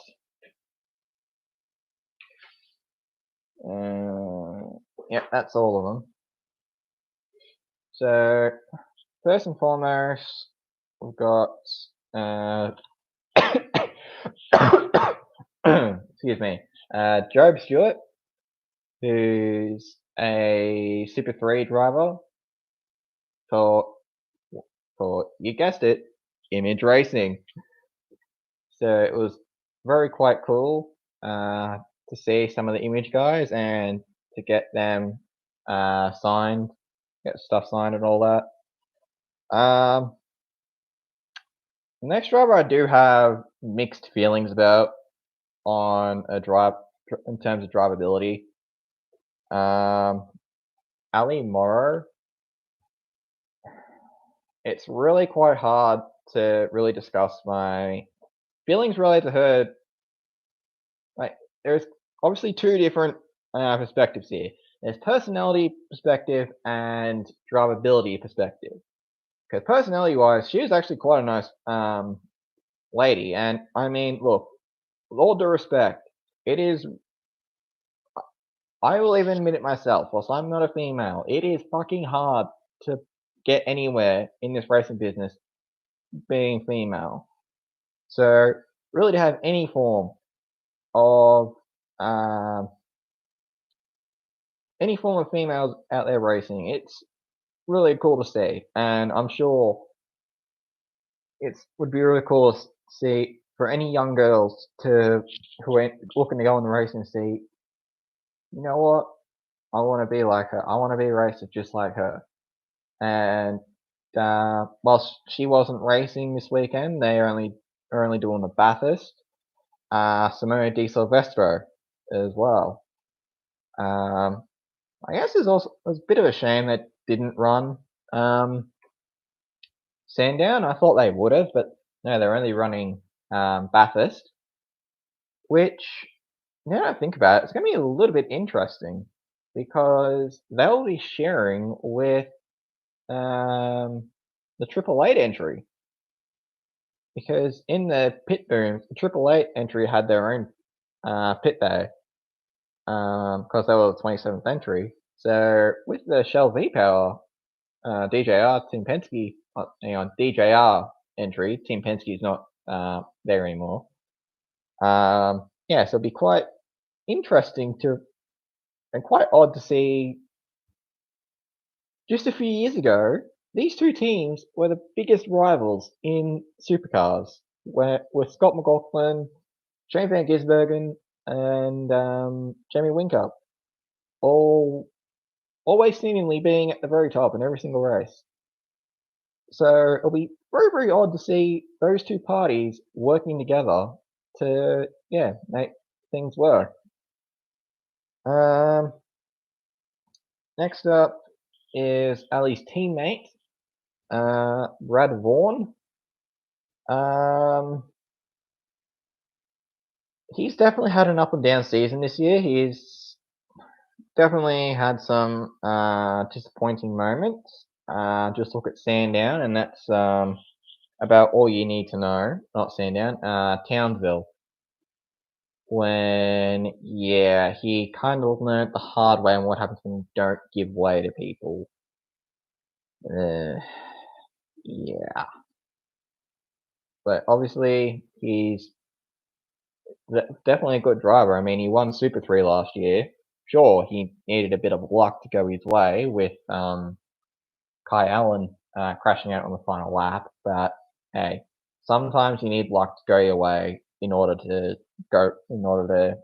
accomplish things.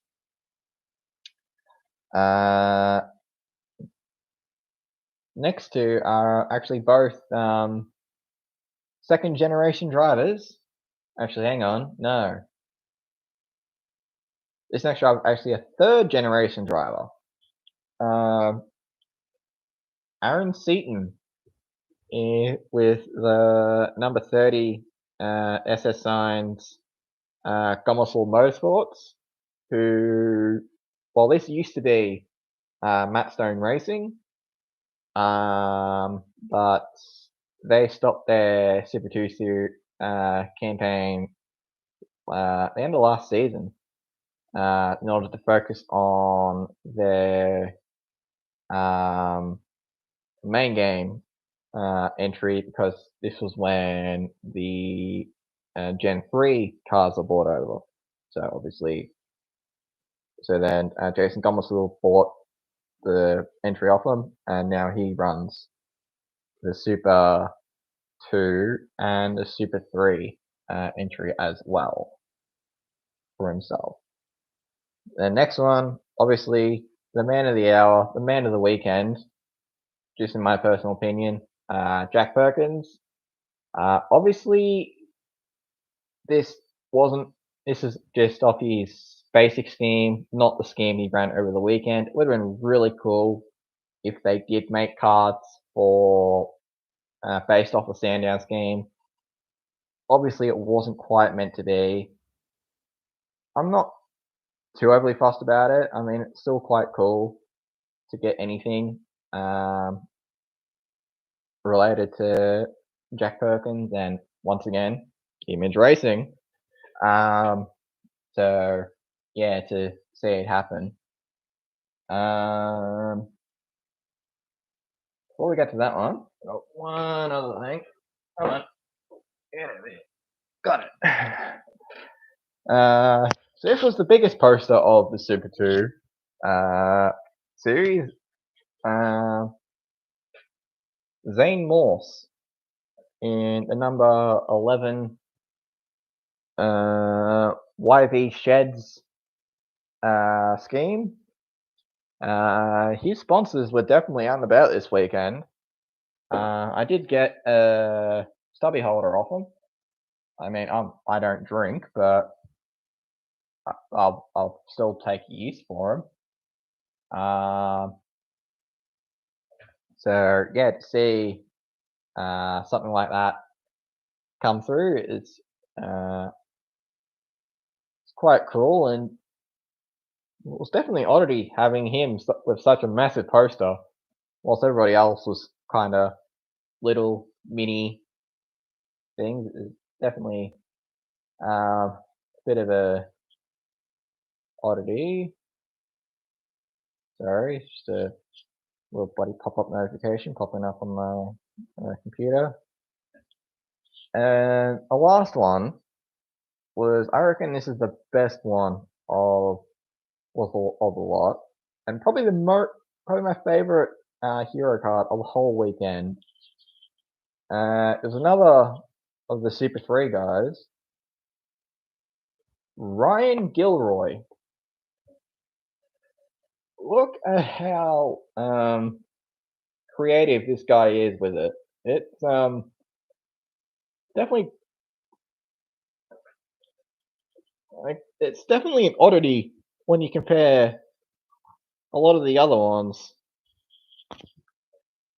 Because, well, obviously this is based off the Newcastle 500, because you can see on their Newey 500, which means Newcastle 500, which was obviously the first event of the season.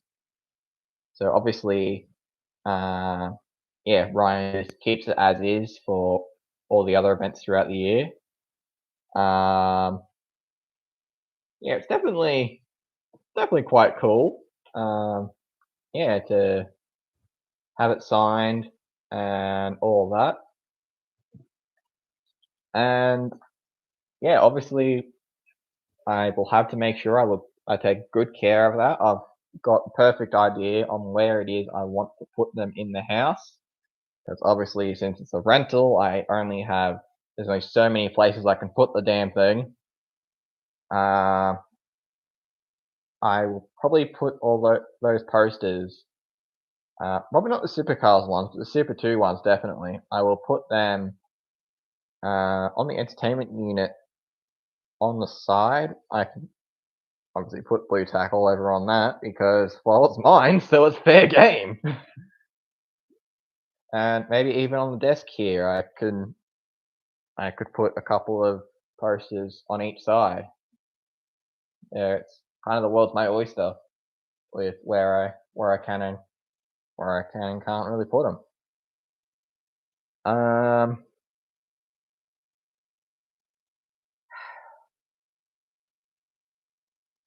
What do I want to do? No. I'm not gonna reveal that whilst there's no one here, because it kind of ruins the moment, I reckon, for me, if there's no one bloody here for it.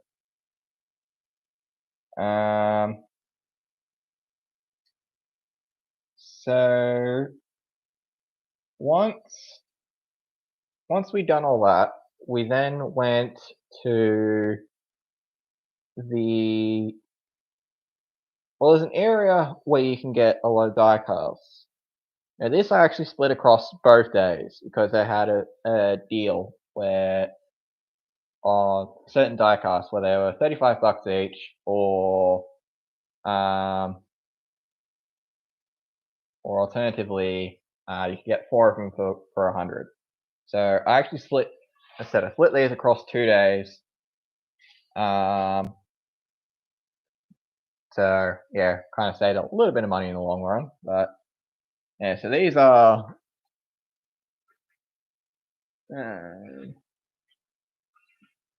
so first and foremost, we've got the truck assist entry of Lee Holdsworth. This was the one that he ran at the Bend, I think it says, or it might just be the casual. Okay, it's just a normal diecast that he had through the whole season with a truck assist car. And what was this? 2020. So yeah, this was actually Lee's. I'm double checking myself now, but I'm pretty sure 2020 was the last year Lee was a full-time driver, because the following year was when he was replaced by Brock, I think. Because yeah, LeBrock took the truck assist sponsorship off him. So yeah, LeBrock ended up taking the truck assist colors, which Jack still actually wears to this day. I'll quickly check to make sure. I'm pretty sure 2020 was the last year of Lee Holdsworth as a full-time driver.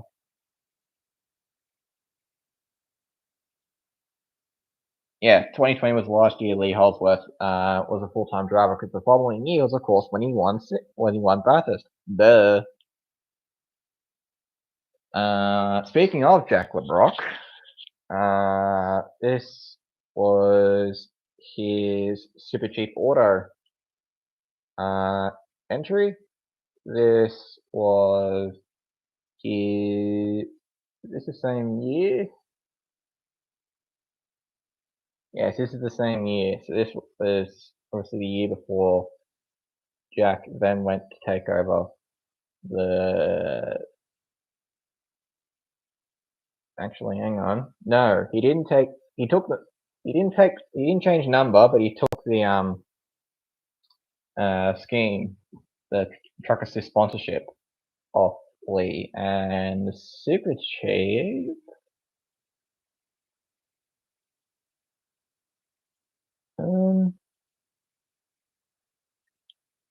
I don't actually think the Super Cheap Auto scene has run full time since 2020, and obviously it's probably partly because of the virus, which will not be named. But obviously they are still around nowadays, sponsoring the AAA entry during their wildcard entries, and they also sponsor Nash Morris in Trans Am. So they are still around. They are still sponsoring. It's obviously not to the extent as of they used to be.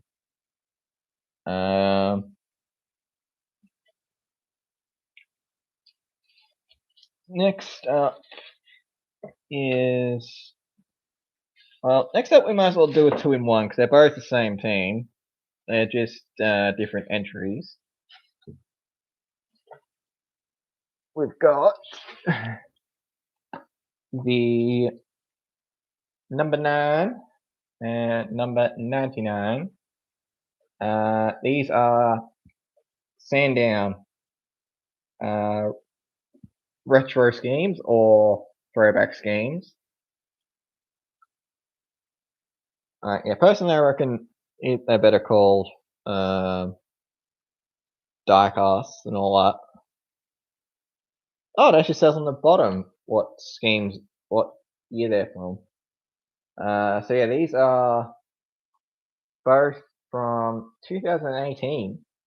The 2018 Sandown 500, back when it was a retro round. Unfortunately, this year it's unofficially a retro round. Unfortunately, it seems like Darwin's now taking that crown, which kind of sucks. It's definitely more suited Sandown than Darwin. I'm just saying. Yeah, so it's actually more made of the 9 than the 99. Didn't realize that. So the number 9 was obviously driven by David Reynolds and Luke Jordan. Trying to think. Don't think that year was the year of Davey unfortunately getting the cramp at the end of the race that cost them the race. And then obviously number 99 is Anton De Pasquale and Will Brown, who are obviously now teammates with. Actually, no, they're not. Well, they were teammates for about a year, and then obviously nowadays Will Brown's now in the 9, and Anton De Pasquale, of course, now drives the 11 for DJ. I think. Keep saying Team Penske. They're not fucking Team Penske anymore. Just DJR. Force a habit, and I guess kind of lack of sleep because it's just past 8:30 Australian time. So the rest of them, the next one's actually the rarest one I was able to find in regards to the collection, and probably the rarest one I reckon of my whole collection. It's of Matt Stone Racing, of Todd Hazelwood, of the 35 Matt Stone Racing Ford. I believe this was actually also. Well, this was pretty sure this is season that they started with Ford, but then they changed to Holden halfway through. So it was definitely a bit of an odd combination. And I mean, you can see a few names on there. I can't see them, and obviously I have no idea.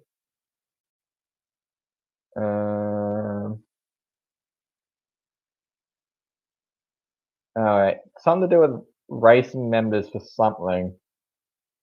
So anyway, this is the one that he ran in 2018.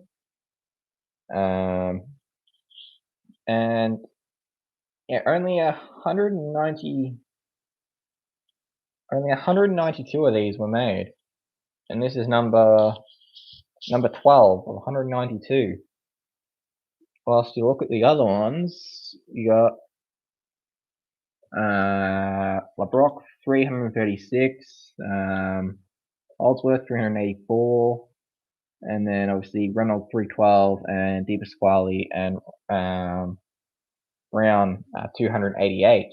So it's definitely a bit of a contrast of numbers, especially when you look at kind of NASCAR, where there has to be a quota met, otherwise diecasts don't get released, which unfortunately is something quite regularly we see nowadays.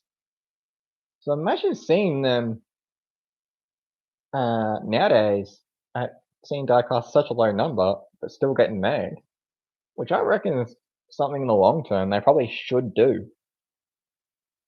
Like, just don't release it to the general public. Just release it to those people who order those diecasts. And then the next one is Thomas Randall. I believe this is when he ran a wild card at the Bend in 2019. Because yes, he didn't debut until the following year. Actually, no, it wasn't the following year, it was the year after. Because he got a Castrol sponsorship off Kelly Racing when Rick Kelly retired. So that's 6 down, 2 to go. And for those wondering, 312 of those were made. So the final two. Next one's another throwback scheme that I actually didn't even realize until literally today when I was showing this to my mum. It was another scheme of 23 Red Racing, who unfortunately don't exist anymore. They were unfortunately swallowed up by the virus, which shall not be named. This was the year before they went under in 2019, with the Davison brothers, Will and Alex, in the 23. Actually, these guys, they still race together. They even raced together this year in the DJR's number 17. So it's nothing like a bit of brotherly love, I suppose. And also, of course, recently Will became a dad for the first time with his partner Rihanna, who a lot of Supercars fans, I'm sure, know who Rihanna is. So, and also this weekend actually marked her return to Supercars. This is the first event back after giving birth, and from what I saw, she didn't miss a beat. So it was definitely good to see her back, and yeah, and good to see that motherhood hasn't really slowed her down. And the last one was probably my favorite one to get, because just of sentimental value, and especially for the uptake value and how much this scheme could be potentially down the road. It's another throwback or retro. It's the number 02, driven by Garth Tander at the 2000 at the Townsville 400. This is when HRT ran a scheme to a great Peter Brock at that year. So Tander, of course, rather than running just 2, he ran the 02, and obviously I believe James Courtney was still his teammate at that time. James Courtney drove 22, but they both had the number the same way as it was for that previous year.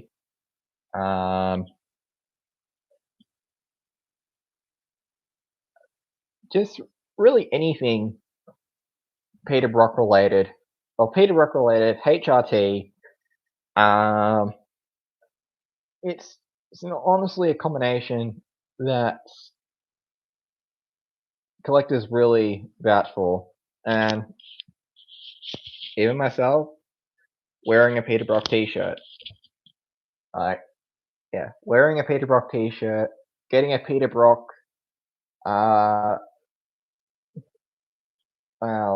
tribute car.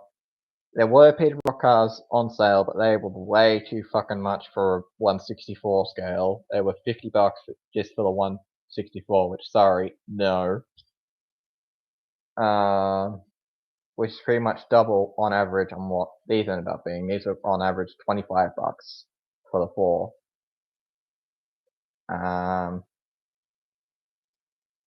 So yeah, to get more diecast for the collection, it was really cool, and also to get the opportunity to actually get diecast without having to utilize eBay was very awesome to do, and loved it.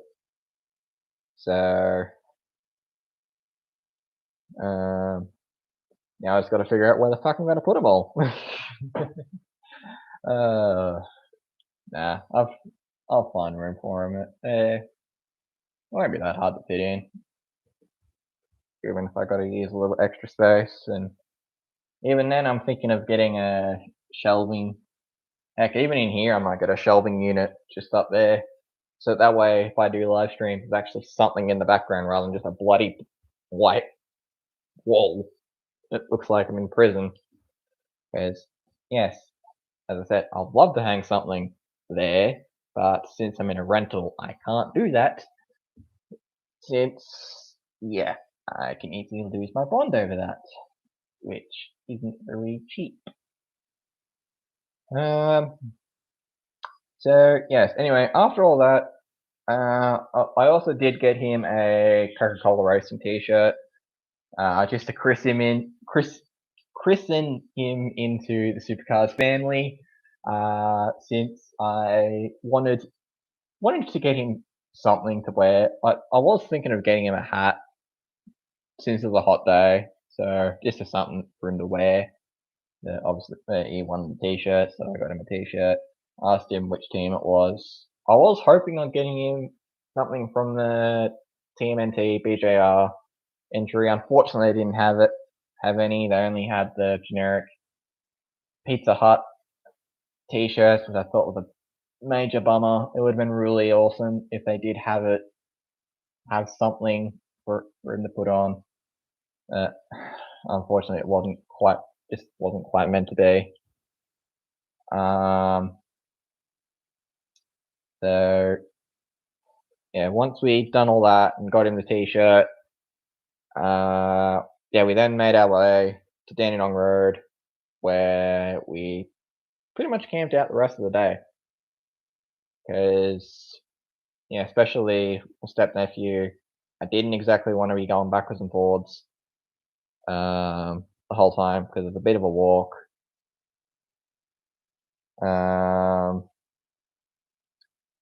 So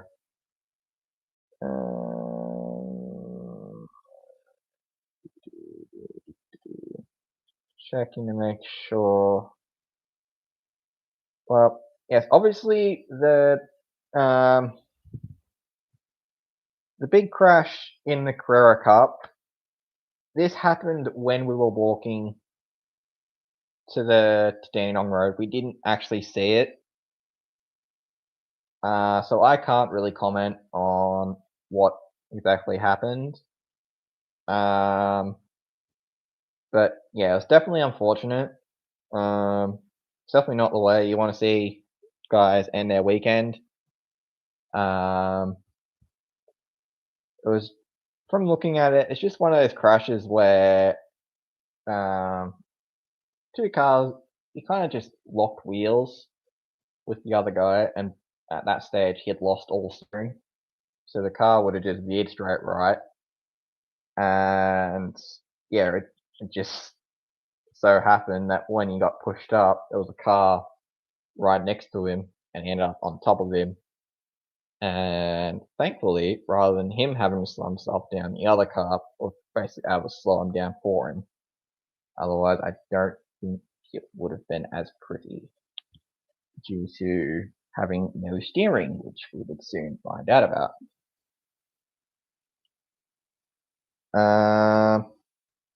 Yeah, Toyota 86s, we missed that as well. Actually, this happened during the signing session, so that's why we didn't see that one. So again, I can't comment on that one. I don't even know who won the race, so whoever won the race, congratulations on winning the race. So yeah, we watched the end of the Carrera Cup race. Obviously, congratulations to Dylan O'Keefe, who I believe it was him who won the race and won the weekend outright. So congratulations to Dylan. He's kind of a guy who's kind of two-poed up and down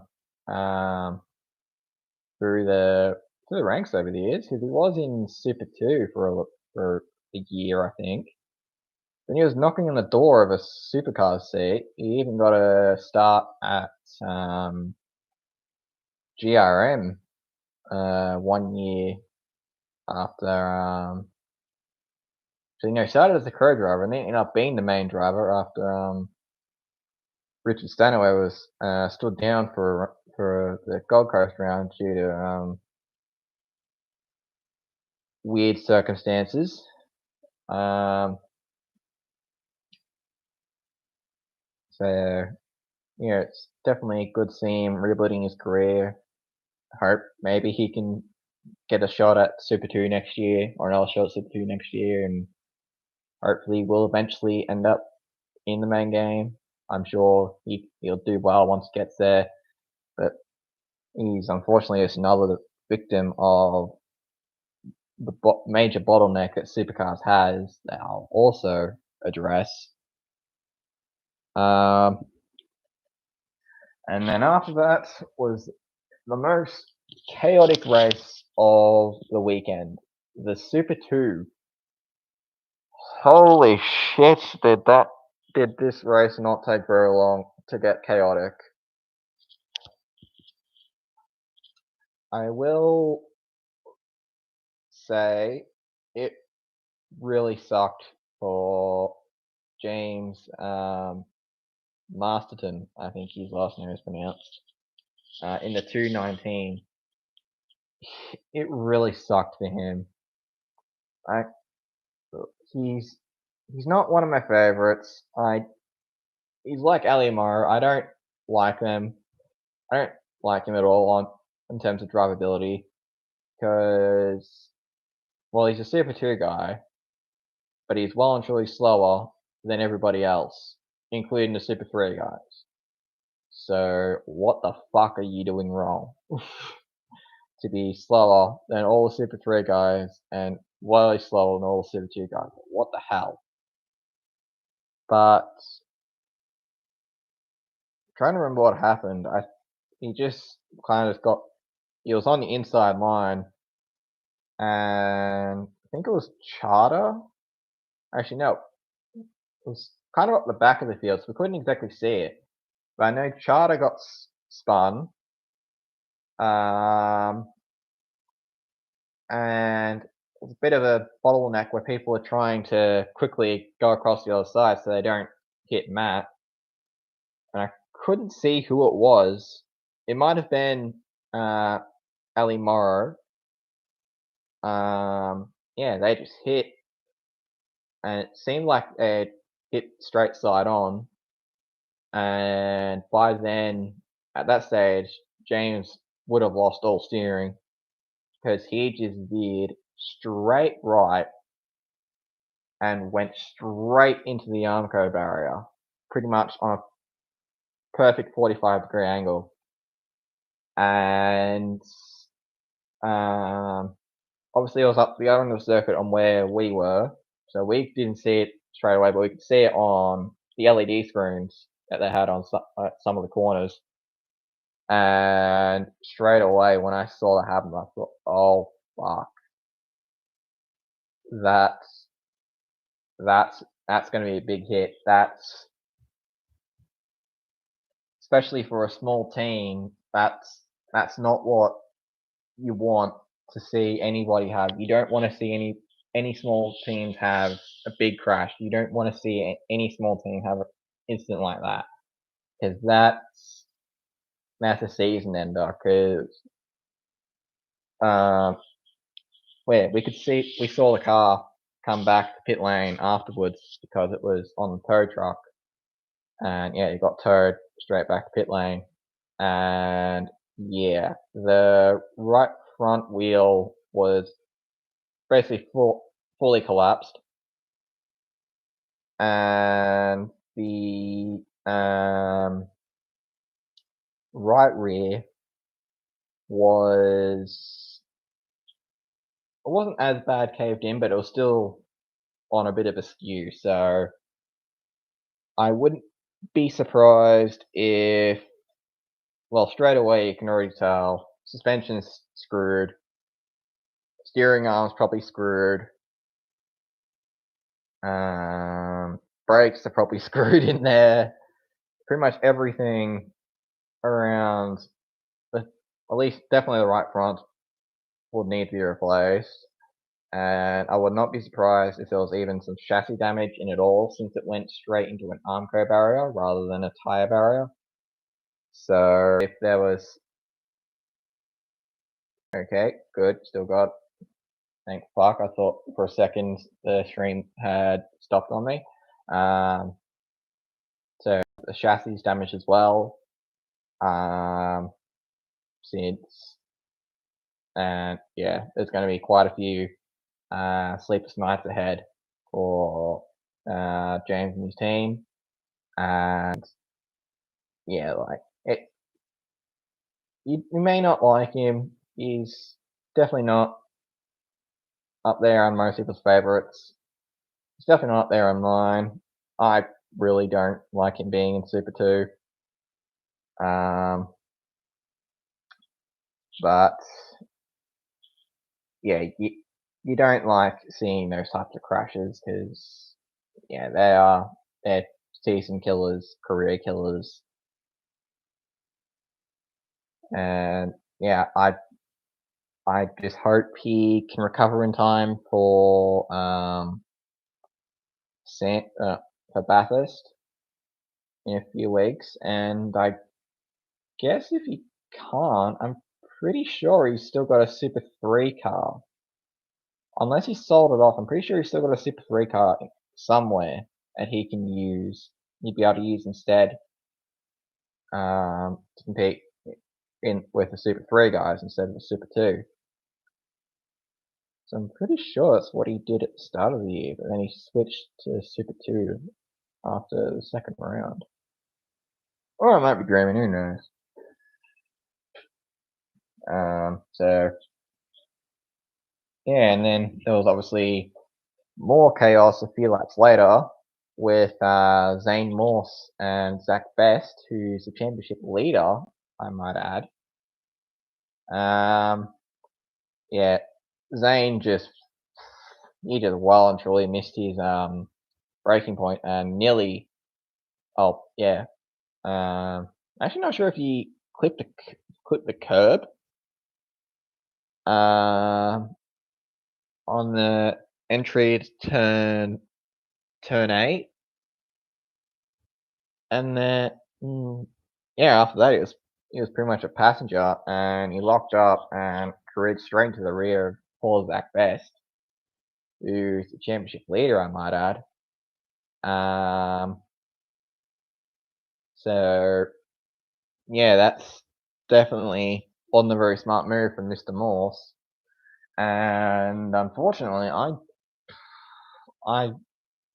this next decision was very, very stupid. I don't know who was stupid enough and responsible for it, whether it was a team call or a driver call.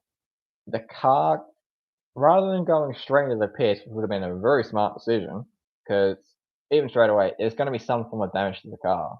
Because he practically rear-ended poor Zach.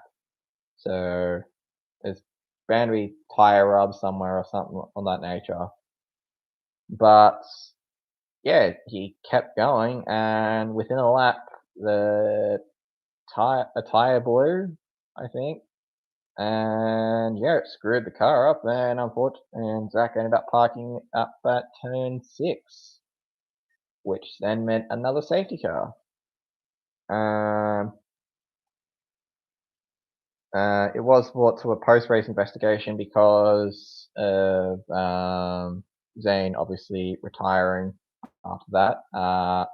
It was released today that because of the incident, he got a 35-point driver penalty. Unfortunately, personally to me, it doesn't really suit the crime. But unfortunately, there wasn't a lot you can really do with the guy who's already retired from the race, so you can't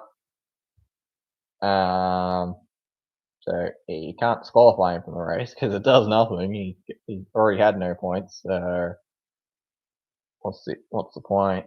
And well, it'd be too harsh for him to disqualify him from the event. I mean, they've done it before with Matt Shardy in 2016, I think it was, when Matt did a real bad crash that took out a lot of the main guys in the championship. So as a consequence, Supercars took his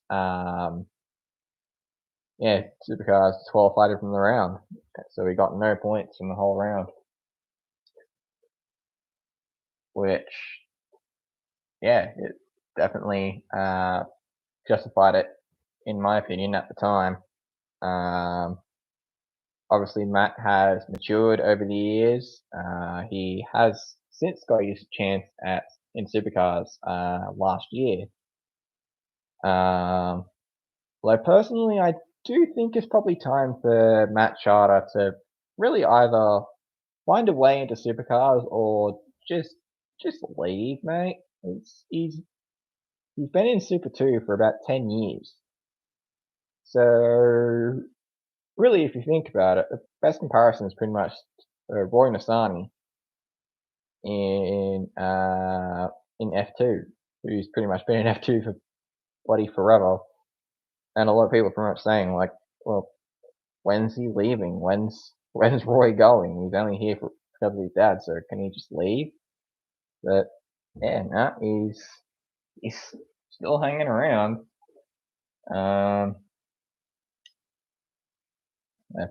Personally, it'd be a little bit interesting to see what the Charter family do, especially after this year.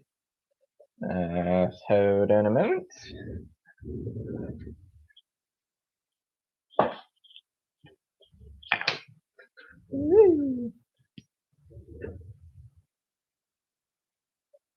Far out. We've only gone for 2.5 hours. I'm not even up to the Supercars race yet. Well, I guess we are kind of up to the Supercars race now. And holy fuck, was this an eventful one. So, where the fuck to begin? So obviously, it was a very good start for David Russell and Jamie Whincup. Obviously, since I'm kind of on the topic of co-drivers and all that, Supercars, why the fuck isn't there a co-driver light on the cars? Because it was almost impossible. You can't identify who's driving the car at what time. Unless you're watching the telecast, you don't know who the hell's driving. And even then, it was a little bit hard to see. I mean, the screen wasn't too far from where we were standing, but I've got short sight, so I can't quite exactly see properly what's on the screen. It's a little bit blurry.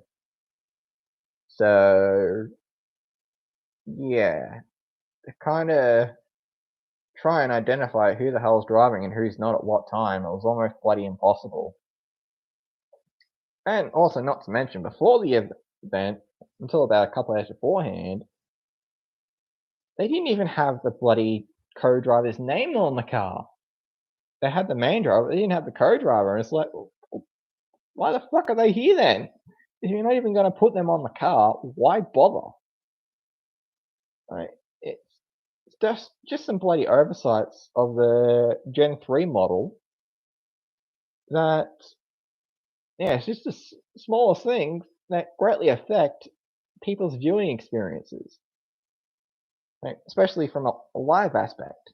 Because, I mean, if you're watching at home, you'd be able to easily identify because the screen's fucking right in front of you.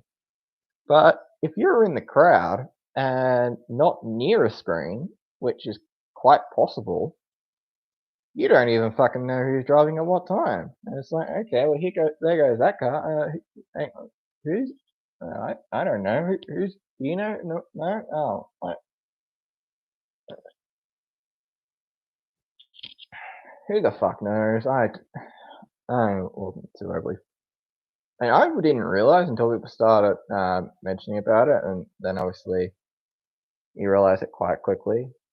But yeah, dear supercars, can we please have driver lights so that we can identify who's driving at what time? Thank you.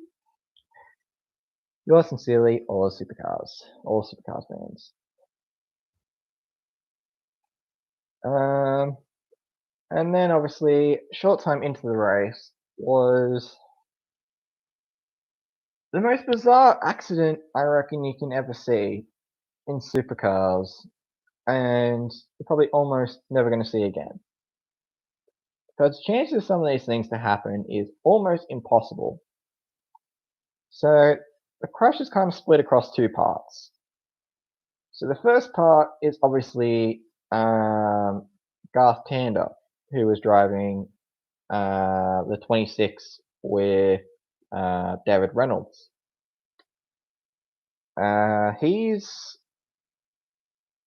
So as I said, we were in turn 9, so we can see them come down into turn 6 and then through the S's and then down to turn 9. So yeah, Garth just comes down and he just loses it out of the corner. And I'm instantly thinking, oh shit. I mean, at the time I didn't know who was driving. I didn't know if it was him or Davey. So I'm just immediately thinking, oh great, the 26 is obviously just taking the corner too fast or whatever, and something's happened, and hopefully he can keep it out of the wall or whatever, and be able to continue. But no, he's just spinning down, and at the corner of my eye, I see the wheels come off, and I'm thinking, what the fuck? How the hell did that happen? The wheels come off, what the heck? And yeah, so then it's kind of split across two ways, where one eye is kind of focusing on Garth to make sure he doesn't hit anything, or whether he's going to hit anything or not. And corner on the second eye, you're basically keeping an eye on the tire, because unfortunately, what's kind of hoping and praying that no one's fucking gonna punt kick that damn tire and it go over the fence, or alternatively, well, either one, go into the crowd, go over the fence into the crowd, or secondly, because turn 9's actually quite close to a major highway. I can't remember which highway it is, but it's a major highway in Victoria. If that went over the fence, the highway is probably only about 400, 500 meters away. So if that went over and that hit someone's car at about 100 k's, far out, anything could have bloody happened. They are damn lucky that tire stayed where it was.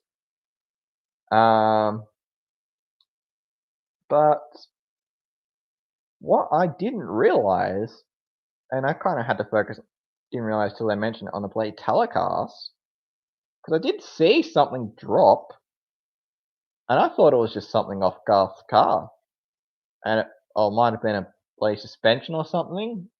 It broken off, and yeah, so Garth just keeps spinning, and he eventually hits the wall, which obviously put the finishing final nail in the coffin on their day, which sucked because they were running 4th place at the time. And then the second part is when the tire is rolling and bounces off the wall, when it comes back, it cuts straight through the rear wing of the 6 car, driven by James Moffat and Cameron Waters. What the hell? So that second thing I saw that I thought it was off Scarf car, it wasn't. It was the rear wing of Cameron Waters and James Moffat's car. And and like, how the hell? That's just one of those one in a million things that you never expect to see. That you think, nah, it's never gonna happen. It's never gonna happen. What are you talking? It's never gonna happen. But it ends up happening, and then the issue is, oh shit! Like, how are we gonna fix this? Because they can't just shove the rear wing on and send him on his way, because the rules state that the rear wing has to be on a certain angle. Because obviously, if it's too high or too low, then there's a bit of an aerodynamic advantage to the 6 car, and then if they find it in park permit, then that very likely ends up in a disqualification. And actually, no, I don't think they'd get any fines out of it, but they'll definitely get disqualified from the event. I mean, they were out of the event anyway. They're already 2 laps down by the time they came back out, and unfortunately, by the time you once you're more than 1 lap down, your day is basically done. There's no way you're getting 2 laps back without some major luck going your way. And unfortunately, the Cam and Co just didn't end up happening, and they were basically nowhere the rest of the day.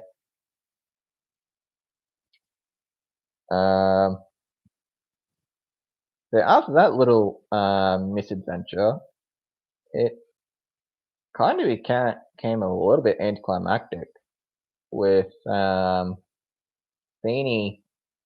Winkup kind of pulling away from the 99 and the 9. And yeah, admittedly, it definitely did. Once it did get sprung out, it was a little bit hard to follow who was exactly where. So whilst I do know they do have LEDs that show what position they're in, they were a bit hard to see from the crowd side. So yeah, I'm not really too sure. Ooh. Alright, after just over 2.5 hours, and now the bloody sleep starting to kick in. Well, it's pretty much 9:15 now, so hopefully I'll be able to finish this within the next half hour. So continuing on with, kind of after the yellow for Tander and Waters, the race kind of died down for a little bit, and said the race did get quite hard to follow. Thankfully, I was able to find a live scoring thing on my phone where I was able to actually track who was where on timing. So it was like, okay, so it was okay. So it's the 88, 99, 9, 97. I think the 19 was up there as well, and whoever else. There was nearly one yellow that I don't think they ever mentioned about it on the broadcast. They didn't show it in the highlights when I watched the highlights back just to do a quick refresher of the race. The 34, that was LeBrock and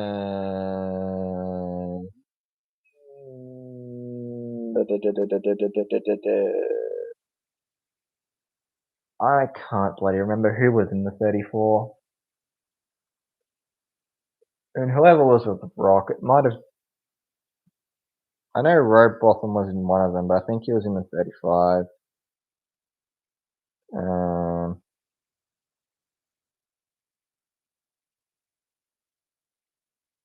Jaden Ojeda. Yeah, I don't know who was in the car at the time, whether it was LeBrock or Ojeda. But yeah, one of them just overcooked it into turn 9 and went into the gravel. Somehow it came out on the other side. I remember seeing it go off, and I pretty much being my little rev head self and pretty much saying, floor it, floor it, floor it, floor it, floor it, floor it, floor it. Floor it, floor it, floor it, to make sure it gets through the gravel trap and making sure he keeps some form of momentum that he could get through the gravel trap, because obviously once you get stopped, you're going down, and once you go down, you ain't coming back out until you are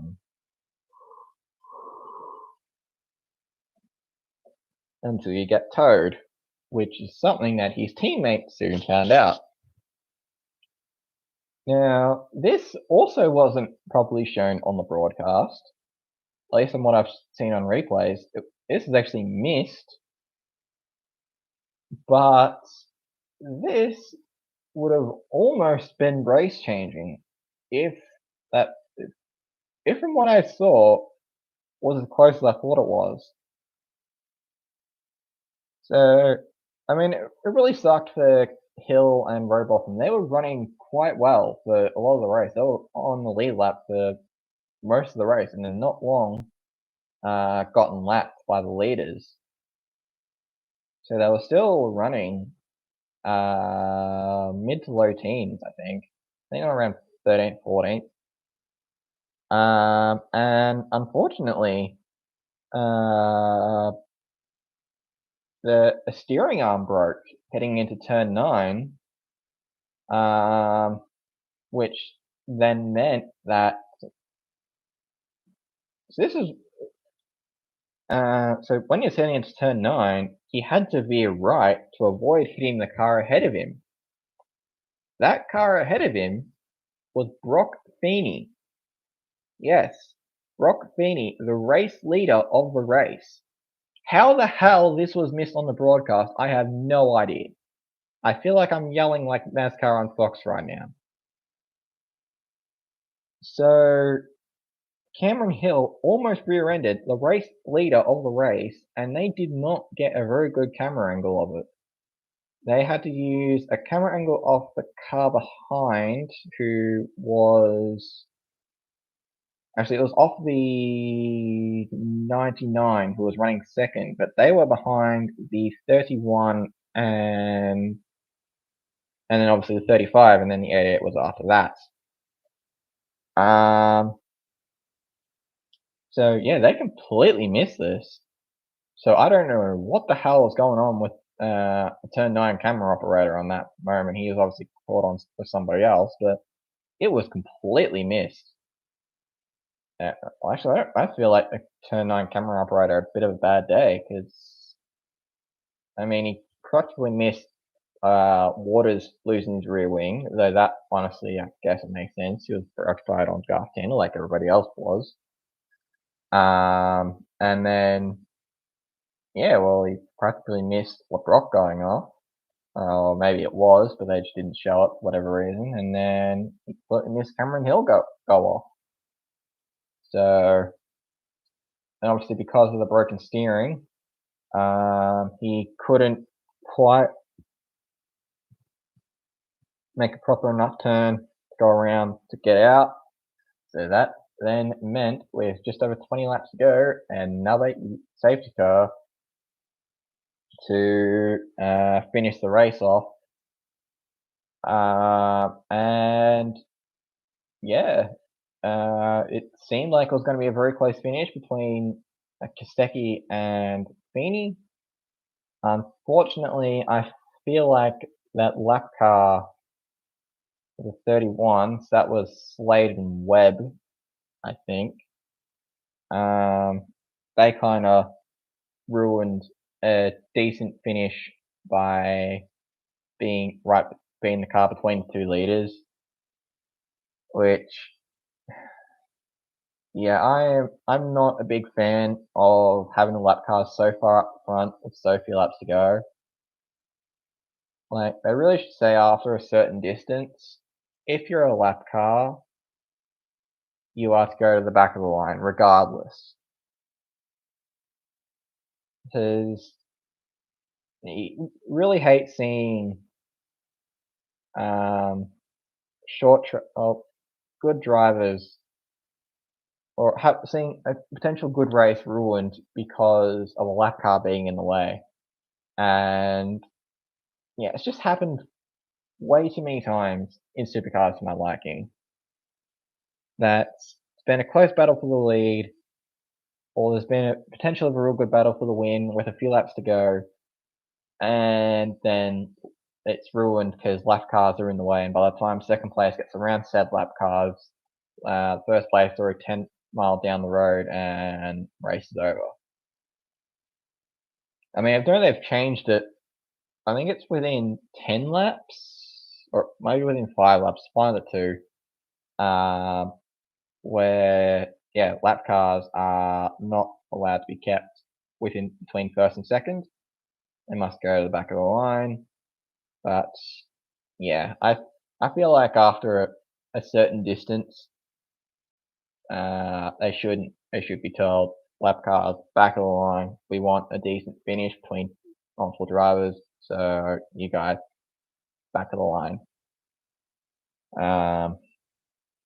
Obviously, can't expect that to always happen. But unfortunately, that is something I would like to see. But whether that will happen is a complete another story. But in the end, Feeney was able to keep a decent enough gap. There was a decent battle between Van Gisbergen, who he really came from nowhere.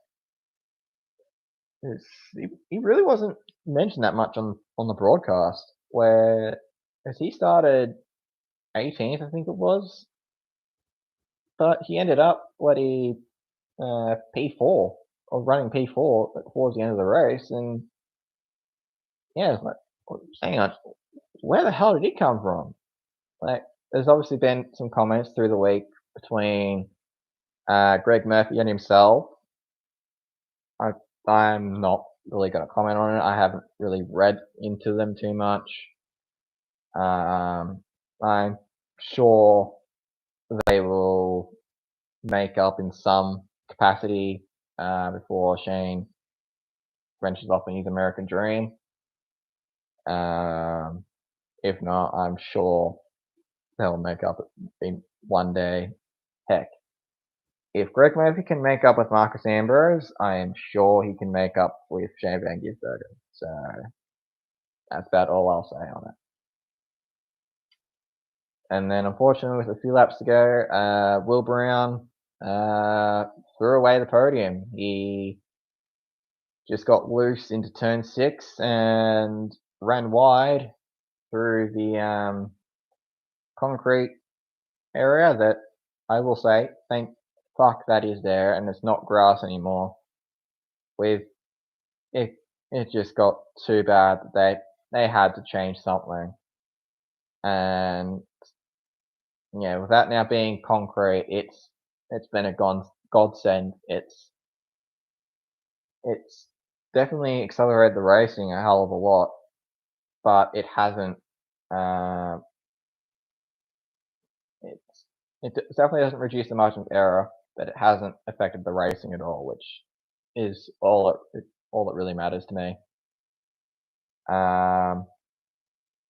So yeah, Brock Feeney hung on to win the race, and then so Jamie Whincup is now a 6-time Sandown 500 winner, I believe, which would put him definitely up there with one of the greats. I think Brock has 7, so he's not quite at the top of the tree yet, but he's sure as hell not far off.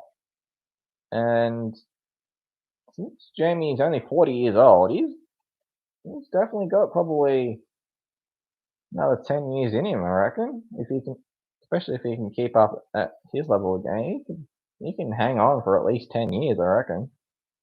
Or at least for as long as he pleases. I mean, he's a team owner, so he can do what he fucking wants. So yeah, it'll be interesting to see how long Jamie goes. Because I mean, there's of course a bit of a pipeline coming through with Eggleston Motorsport with Kai Allen. He's definitely one of the biggest rising stars in the Super 2 at the moment. So he's almost certainly knocking the door of a main game seat. While I firmly believe he needs at least one more year of Super 2. So 2025, look out for Kai Allen on the driver market, because I almost guarantee he's going to end up somewhere in Supercars.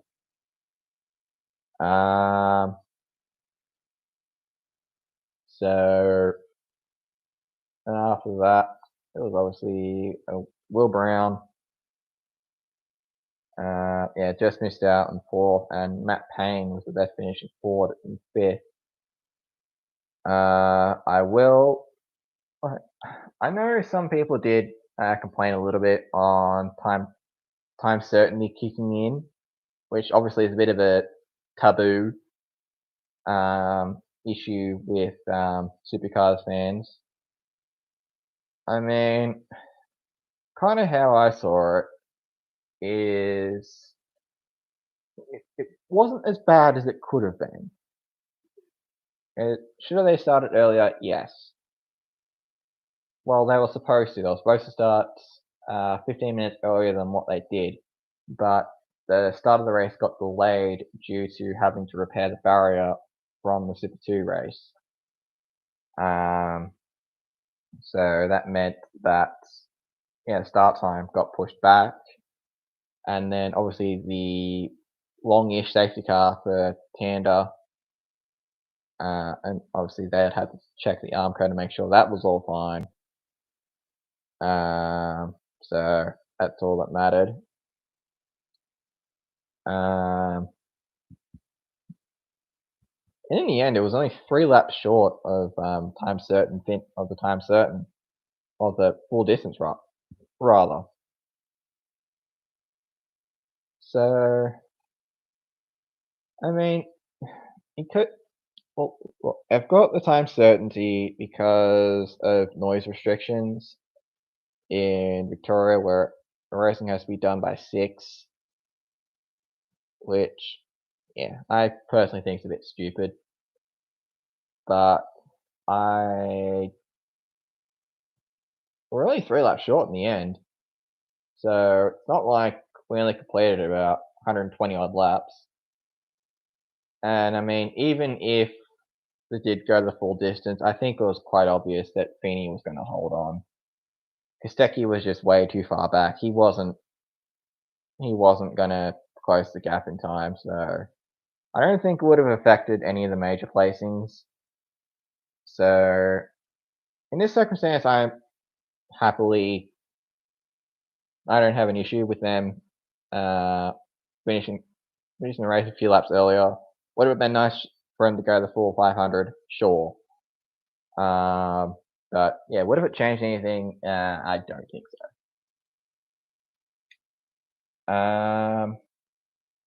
So yeah, that was pretty much a rough rundown on the Sunday.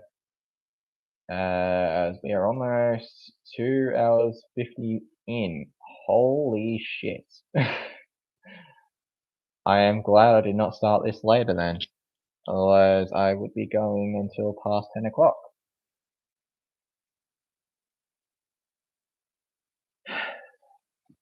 Now, I will save the best for last. Once again, I would have loved for there to be people actually in here watching right now, but unfortunately, it just wasn't meant to be.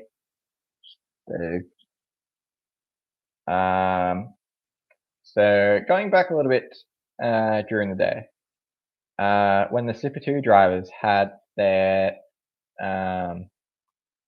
autograph session, they had their big qualifying, they had their big signing session. Whilst they did have some small things signed, there was also a big thing that they could all sign. And I am going to show you what it is right now. So this is also partly why my stream got delayed a little bit, because I had to get this framed today. So I had to wait for this to get done. And it didn't happen until late in the day. So 3, 2, 1.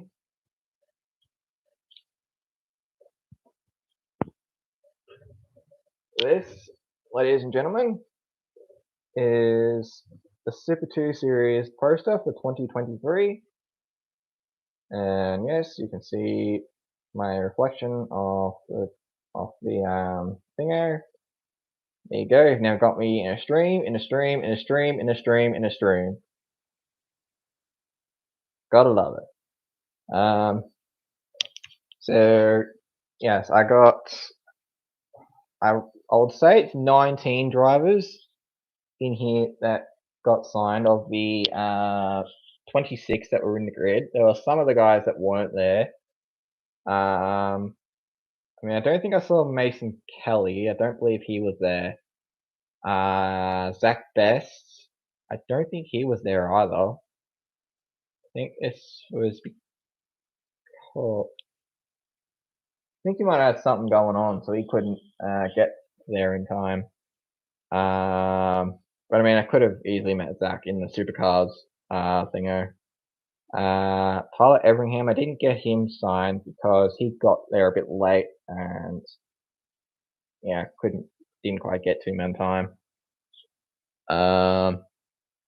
So yeah, looking at some of the signatures. So right up top here, we got Job Stewart, who's number 999. Yeah, some of these guys are quite easy to identify because of their numbers, so thank fuck for that.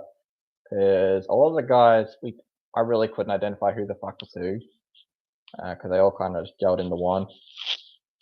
And we got Jay Hansen up the top left-hand corner, so number 49. So that's Jay Hansen. I think that's number 59. Who the hell was that? I can't remember off the top of my head who number 59 was. Or it might. Hang on. No, that might be Gilroy. With the 89 rather than the 59. Might have just come up a little bit oddly on the thingo.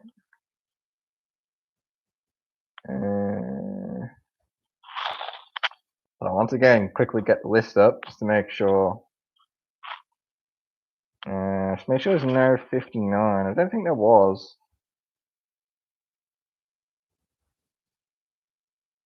Yeah, there wasn't a 59. So I'll say that's Gilroy.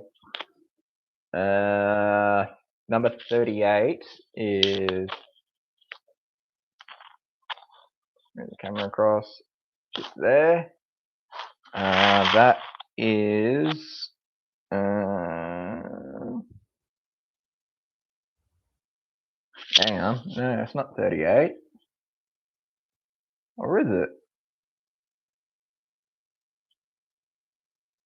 Well, there was no number. Oh, wait, Cameron Crick. That's who that would have been. Yeah. And then, number 43, just there with a big autograph. Was, geez, sure you got a big enough fucking line, mate? You could have at least shortened it, and we probably could have got another autograph there. So that's Lockie Dalton there. Pretty sure it's one of the first ones that I got it signed on. Oop.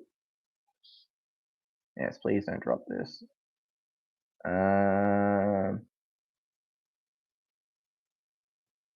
Can't quite tell who that one is.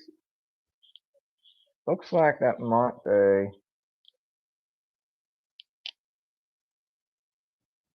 Or is that Jed Johnson? I didn't think he was there. That's kind of look like it's number 117. So if that is Jet Johnson. But I don't recall seeing him there. So I'm a little bit surprised. Number 3 is just there. Actually, hang on. Number 25, that's Zach Bates. And then number 3 was Valentino Astuti. Easy's net. Oh, I can't recall. I can't spell. I can't pronounce his last name for the death of me. But he was probably the nicest guy I met over the weekend. Because a lot of the other drivers there, when you went up to them, they're like, "Oh yeah, hi, how's it going?" And so not too bad. And that's about as far as it went. A couple of them did ask how the weekend was going. That was about it. And then obviously afterwards, I wished them luck for the race. Obviously, they had varying levels of success with how the race went. But yeah, Valentino, he actually properly introduced himself to everybody, which is it's definitely one way to make everybody remember you for who you are. Like, it took me a few days. All the other guys, you probably like, who is this guy? Who is that guy? Who? I can't remember who any of these guys are. But then when you look at Valentino, you go, I remember Valentino. Valentino was the guy who actually formally introduced himself to us. Like, okay, so it was definitely a very easy way to remember him. And yeah, I mean, he was on it was actually his first weekend in Supercars as well. So, or the Super 3 Series. So to see him be so great to everybody, and yeah, I really wish Valentino the best, and I really hope that come next year I get to meet him again. Who else we got here? Number 5, that is just there. That's Brad Vaughan, who's obviously the other ticket driver.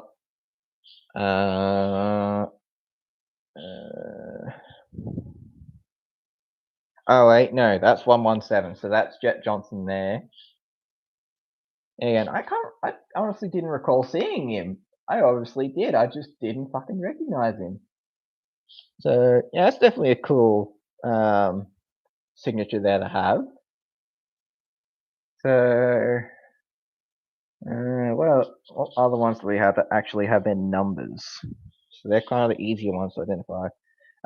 That's 119. That's or 219 rather. That's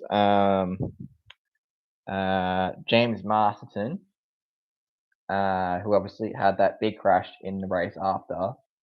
As I said, I really wish James the best with his car. I really hope he can get that fixed very quickly, and I hope to see him out on track. Obviously through the TV screens, but hopefully get to see him in Bathurst.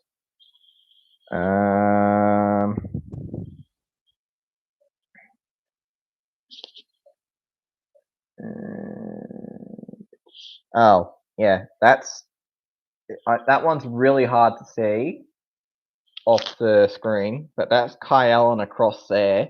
I honestly have no fucking clue why Kai Allen put his name across there when he probably could have easily fit it probably about there or really anywhere, but instead he decided to put his name straight across there. So unless you're actually right in front of it, you can't really see it, but you can kind of see the 26 there, so that's Kai Allen. So the last few names I'll probably have.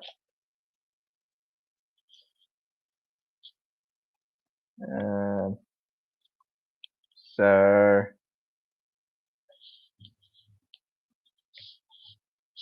the last few names.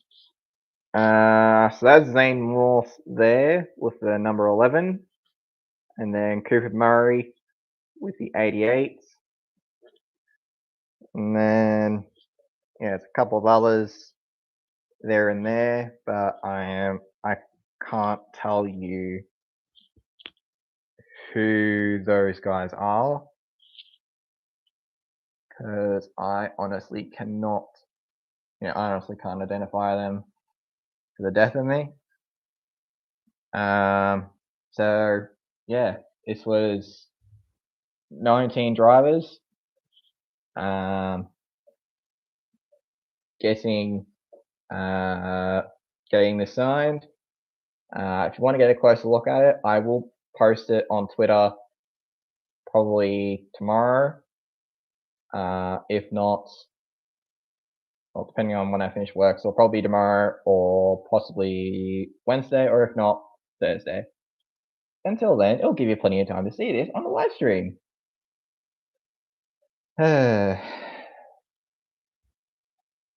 Okay, so this has just gone over 3 hours, so I might wrap this up quite quickly since I've still got to get ready for bed since I've got to get up relatively early for work in the morning. So yeah, overall it was definitely quite a good weekend to attend for my first Supercars event. I guess I'll go over the biggest negative that I saw of the event, and that was which a few other people kind of noticed about the security. They apparently really weren't great people at all. They were quite arseholey. I personally didn't really run into them that much, so I can't really comment too much. But kind of the biggest negative I saw was with the track layout. And I probably would have noticed this if I hadn't been to Phillip Island a few times. So Phillip Island, once you're in the circuit, you're in the circuit. You're able to go anywhere around the circuit you choose to. And obviously the paddock area is on the inside of the track. So unless you really want to end up in there, you're not going to end up over there. So that's the easiest way. The easiest circuit to really go to. But Sandown, on the other hand, it's pretty much like the track is split into 3 parts. There's the main straight that's obviously got the grandstands, a lot of the race horse racing stuff that's all there, and then obviously you've got you've obviously got all the paddock area behind there. But if you were to want to go from the main straight to Dandenong Road, which is turn 9, which is probably about a K across, you have to get tapped off at the gate. Then you have to go walk across to where about turn I wouldn't say it's about where turn 9 is. It's about where the turn 10 is where the gate is. Then you have to show the tickets again, get tapped on, or tapped in again, and then if you were to want to go back to the paddock later, which is like what I did on the Saturday, you then got to get tapped out again, walk back over, and this is where it's a bit stupid with the fucking security. I went to go back to gate 3 because which is about where the paddock is, because that's where I exited the first time. And I went to show it to them. They said, no, you got to go to the other gate. I thought, well, that's a bit fucking stupid. I went through here about an hour ago with that issue, so I'm not allowed to go back in. That's fucking stupid. Anyway, I then went to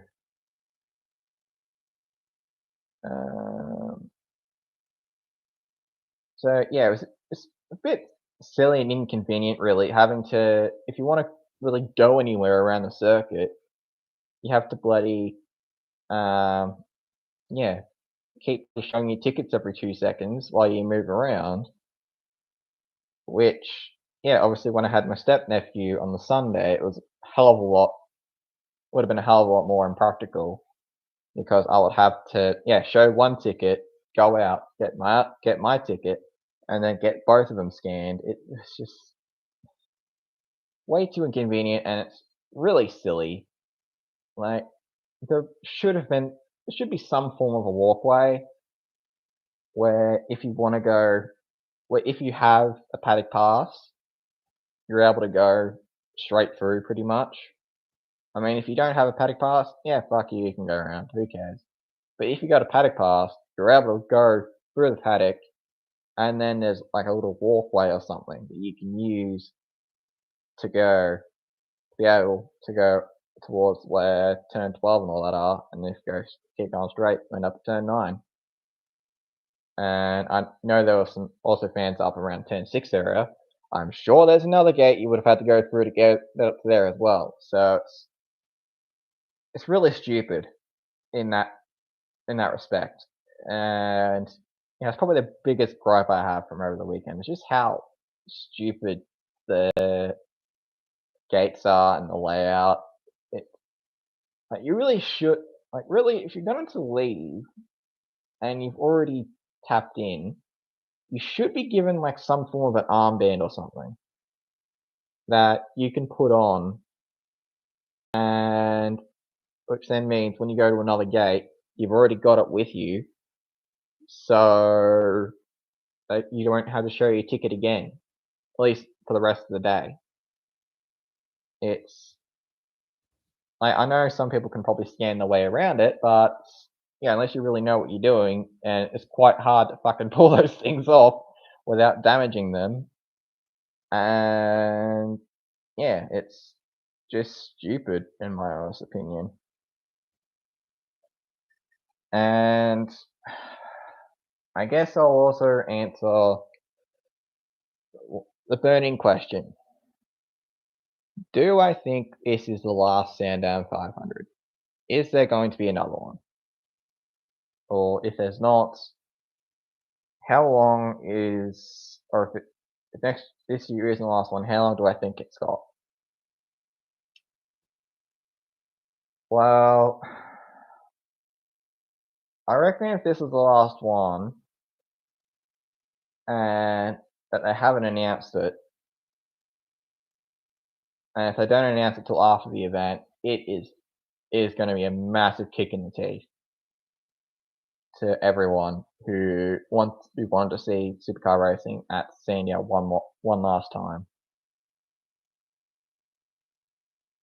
So I also originally thought this might have been the last one. Kind of looking at it, I reckon there's one more year in it at least.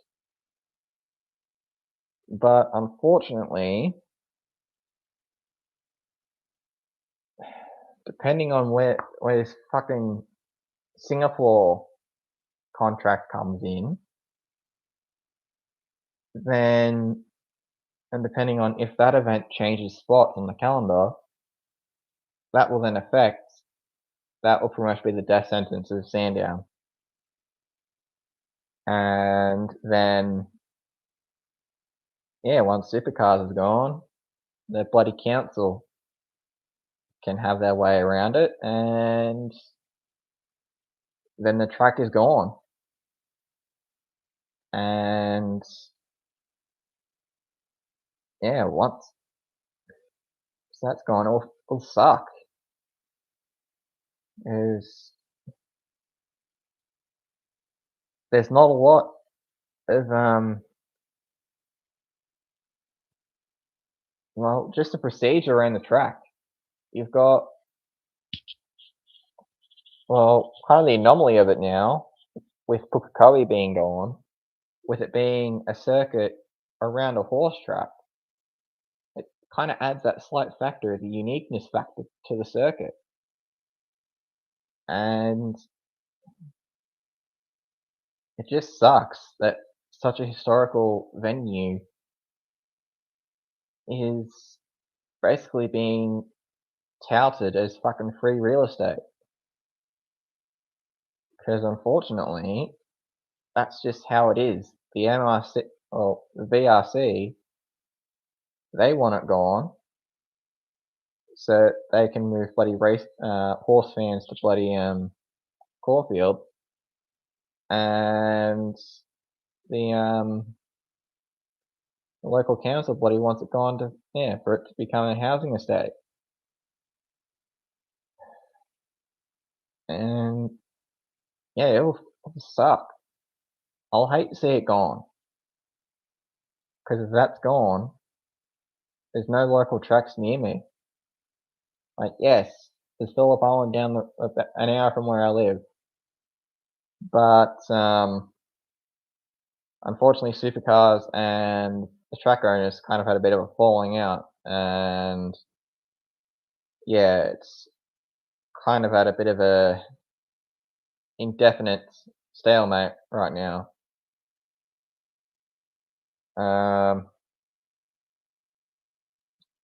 So I reckon there's at least one more year in it. They'll come to 2024. But beyond that, I honestly have no idea. If they do announce, if any year is going to be the last one, can they? All I hope is at least Supercars announces it first before the event and says this year will be the last Sandown 500. Yes, there's going to be backlash. People are going to hate it. It's going to be kicked in the teeth.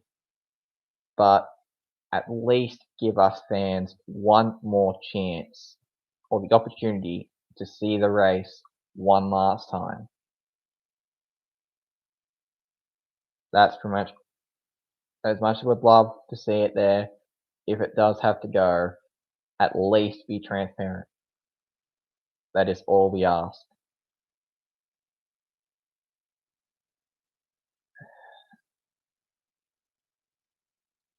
And I guess I'll also quickly say, since I've just remembered, in regards to the Series Gun 24 cars next year, it's stupid. Like, you want to give people more opportunities, not less opportunities.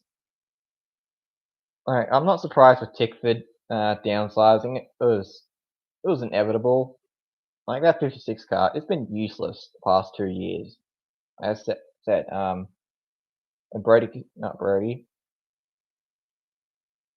Jake Kostecki, that's who it was in it last year. He was nowhere all year.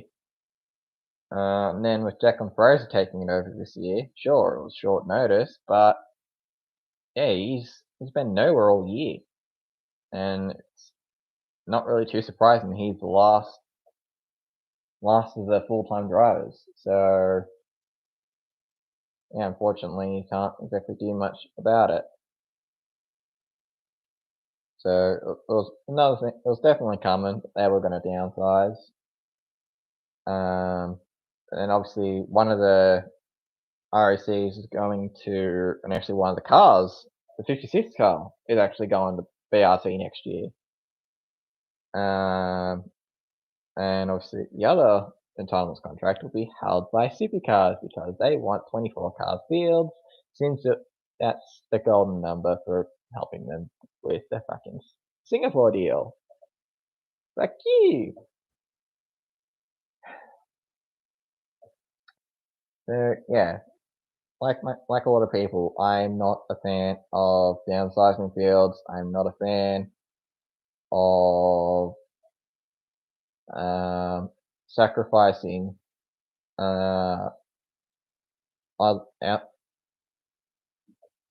useless exhibition events for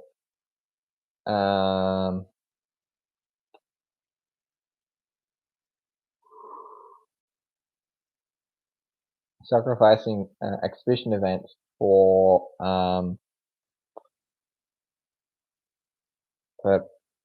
tradition and actual event, and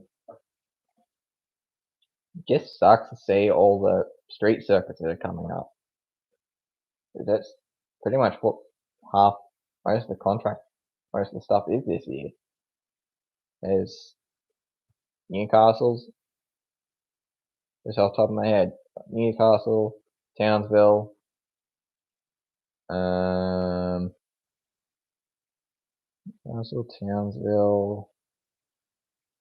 Bathurst is technically street circuit. Adelaide.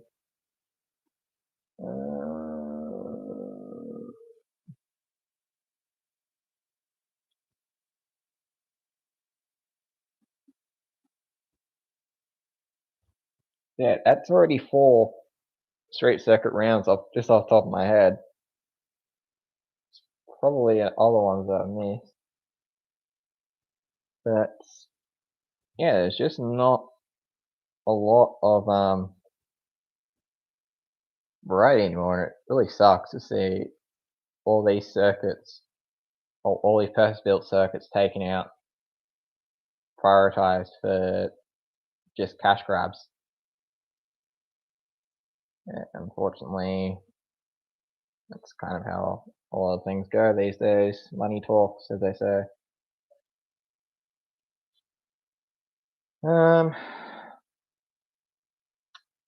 So holy shit! After almost just over 3.25 hours, I would say that's about everything I needed to say. If you are watching this back and you are still at this stage, what the fuck is wrong with you? You could have done something better with your life for 3 hours 18 minutes, but instead you chose to hear me babble on whilst debatably being half asleep for about the last hour.